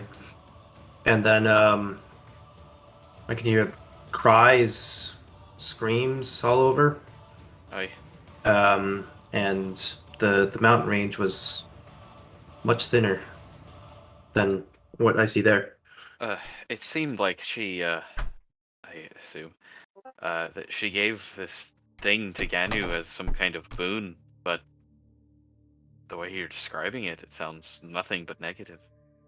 I'm not sure negative is so much as... There's a number of options, really. I mean, it could only be for use by Ganu. It could just be a means of transportation or communicating with her. Who knows? Do we know? She said she was the champion of the Spider Queen, right? Mm-hmm. Hey. This actually might be a good question for Autumn. Do we know if the Spider Queen is in the Shadowfell and this is a way to go talk to the Spider Queen? I would assume so. Autumn, do you know that? Yeah, that's what legend and lore says. It resides inside the Shadowfell, along with the Raven Queen. The two of them don't see eye to eye. But ever since the fall of the Hells, it's tough to know what dimensions lead to where and what's happening in our worlds. So this is an invitation. I don't know what it is, but the Shadowfield is bad news all the way around. It's something we and my people never mess with. That place is... It's the opposite of the Feywilds. Do you know what the Feywilds are? Yes. Probably not, yeah. Do I? I don't think so either. I don't think the majority of the group would know, but this is like obvious Autumn shit where, of course, like, Why wouldn't these people know these things that I was grown up born on? It's like, yeah, because you're a vampire. I assume I would know a little bit about it, but not anything too crazy. No, you just know it's a I would know wild, it magical exists. place. Yeah. Yeah, it exists. That's all I know. Let's stop this music and let's bring on some other music. Why? My blood pressure can go higher. You could always call her back. You sure you don't want to talk to Riza more? Nope. Come on. I was Oh, really. hey, we wanted to fight real bad. I right was now. really curious if you guys opened the box around what's his name, Ash, and how that fucking was gonna play out. We would have had a very different campaign. Oh, interesting. Let them fight. Mutual destruction, please. If it happened organically, that was an option I had prepped a lot for. Yeah, Ashen just gets murdered by the fucking. Oh my god. Wait, this is a bigger problem. This made it worse. This made it worse. Who knows? You don't know that. Who knows? Maybe she's not evil. Who knows? Well, at least she thanked us for. Yeah, we didn't die, so that's You- good. Yeah, we didn't die. Go us. Remember Lolith? Old Lolith, you know. Oh, yo, Lolf. Oh, I remember her. You know, the one that hates Brian. Mm-hmm. Yeah, exactly. Hey, you guys don't know that. Oh, I'm shoot. I'm talking player-wise. What do you mean? It's all part of the written history that Raya kept, right? That's fair. That's actually really fair. Well, I probably wouldn't make the connection now. I'm just saying. Number one Vandal and bestseller.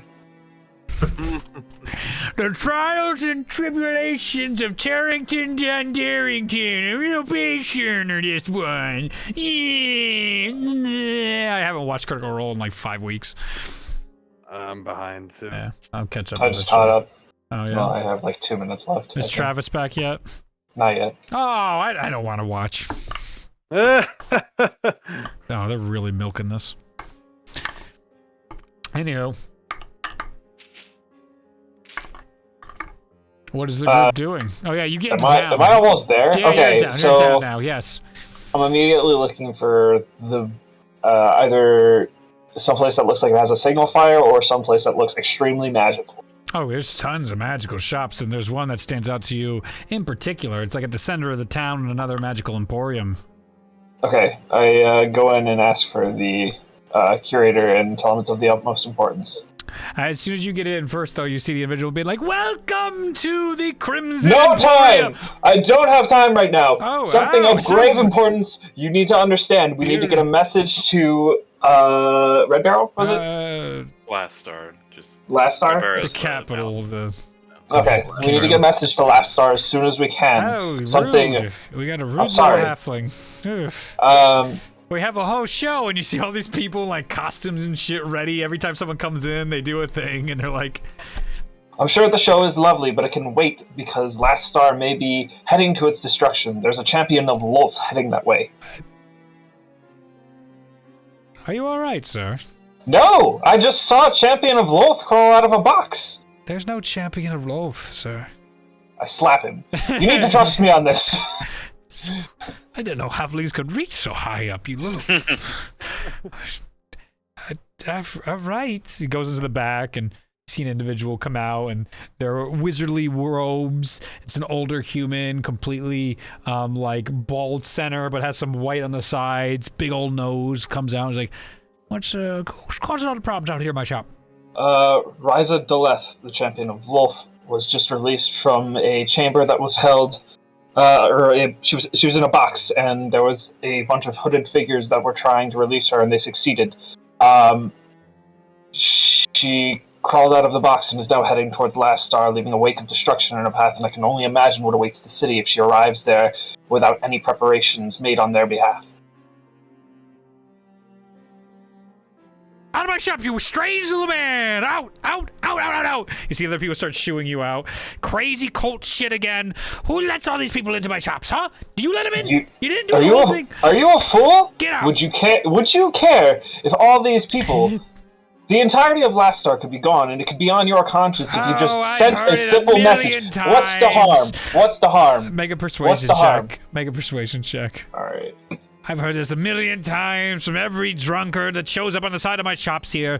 Get out. Fish. Oh no. Fucking damn it. I rolled a 2, so that's a 6. Hey, they pick you up and they yeet you out of the shop. Well, I find another one. Okay, door closes. Go ahead and make an investigation check. I do the same damn thing because this guy's an asshole. Okay. Tell everybody, oh my god, what the fuck? I roll a 3, so I get a 6. You're disoriented and things aren't working right now. You got thrown and you're just like, you're so panicked. You're going into a bookshop and you're like, this looks magical. And they're like, we sell books, sir. And you're like, fuck. You go over here and there's a scroll shop and you're like, oh, what's your name on these scrolls? And he's like, what do you want, sir? So can you send a message? He's like, I don't send I have a scroll for send. Close the door. You start Dice are fun. going through all these shops and eventually you find another magical shop that does very minor enchantments as you come in. Would you mind sending a message for me? Yeah, sure. It'd be like 20 gold. Sure. It's important. Sure. Someone important in Last Star needs to know that Ryza Deleth, champion of Wolf, is heading their way, leaving a wake of destruction in her path. They just need to prepare for her. I don't know anybody in Last Star. I've lived here my whole life. Don't give me that fucking look, Zach. I leave. I give up. I quit. I lost D&D. You lost today. I rolled less than 5 3 times in a row. I'm dead. Character instantly dies. Matthias slowly leaves the shop and sadly starts walking through the streets. What's the rest of the group doing? Steal an instrument. Yeah, that's fine. You steal off like a beggar in the streets of fucking harmonica. You can go get something Just nice later. recovering from all that after telling everyone. I'm taking a sitar. Yeah. Can't I stop would me. say, I mean, I can making definitely stop you, Zach. I can go We're into your probably- inventory and move it. Yeah. making slow pace back towards the city, assuming that Matthias has told people at this point. Yeah, all right. That's what your Yep. group assumes. Sure. The group heads back, and everyone's kind of in a bit of shell shock. As you get to the town, it's probably around like 6 p.m. now because of all the hours and the walking back. So the sun is going to begin setting in an hour or so. You find a Matthias waiting for you guys at the edge, like angrily chomping on some food he stole while he has another musical instrument in another hand. And the group is just slowly... Oh, he just took the message back. I messaged Hunter. Unfortunately, you missed a lot. And I just saw a message pop up, and then it was gone. But you see a very defeated-looking Matthias in front of you. Well, turns out nobody in this town cares about the imminent destruction of an entire city. You've spoken to all the government officials. You went to the town hall. I went to all the magicians that would be capable of sending a message rapidly. I'll go to the town hall. Okay. Well, And maybe- report it to the maybe- authorities. Yeah, it would be worth it to go to the town hall, or Yep. you know, No, yep, you're right. All right. Yep. Alright, well, let's go. Might Okay. be too late by now. How'd you guys come to the town hall? Fuck you, show. As you guys come to the town hall, you can see a bunch of individuals being like, oh, hey, welcome to Crimson Town Hall. What can we do you for? One of the people outside, one of the greeters. so we were just in the outskirts. I don't know if did you notice the black sky? No, sir. You Yes, really he- did not. He immediately gives a look to the other people, and they're like, oh, Jesus. No. Whatever it is. So my friends and I were just out there. We were playing a little game of ball throw. You know, as you do. Yeah, as you do.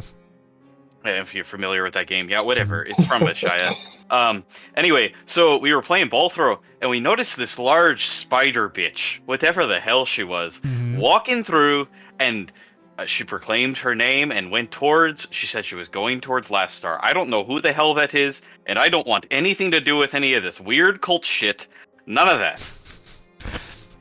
Give a persuasion check with disadvantage.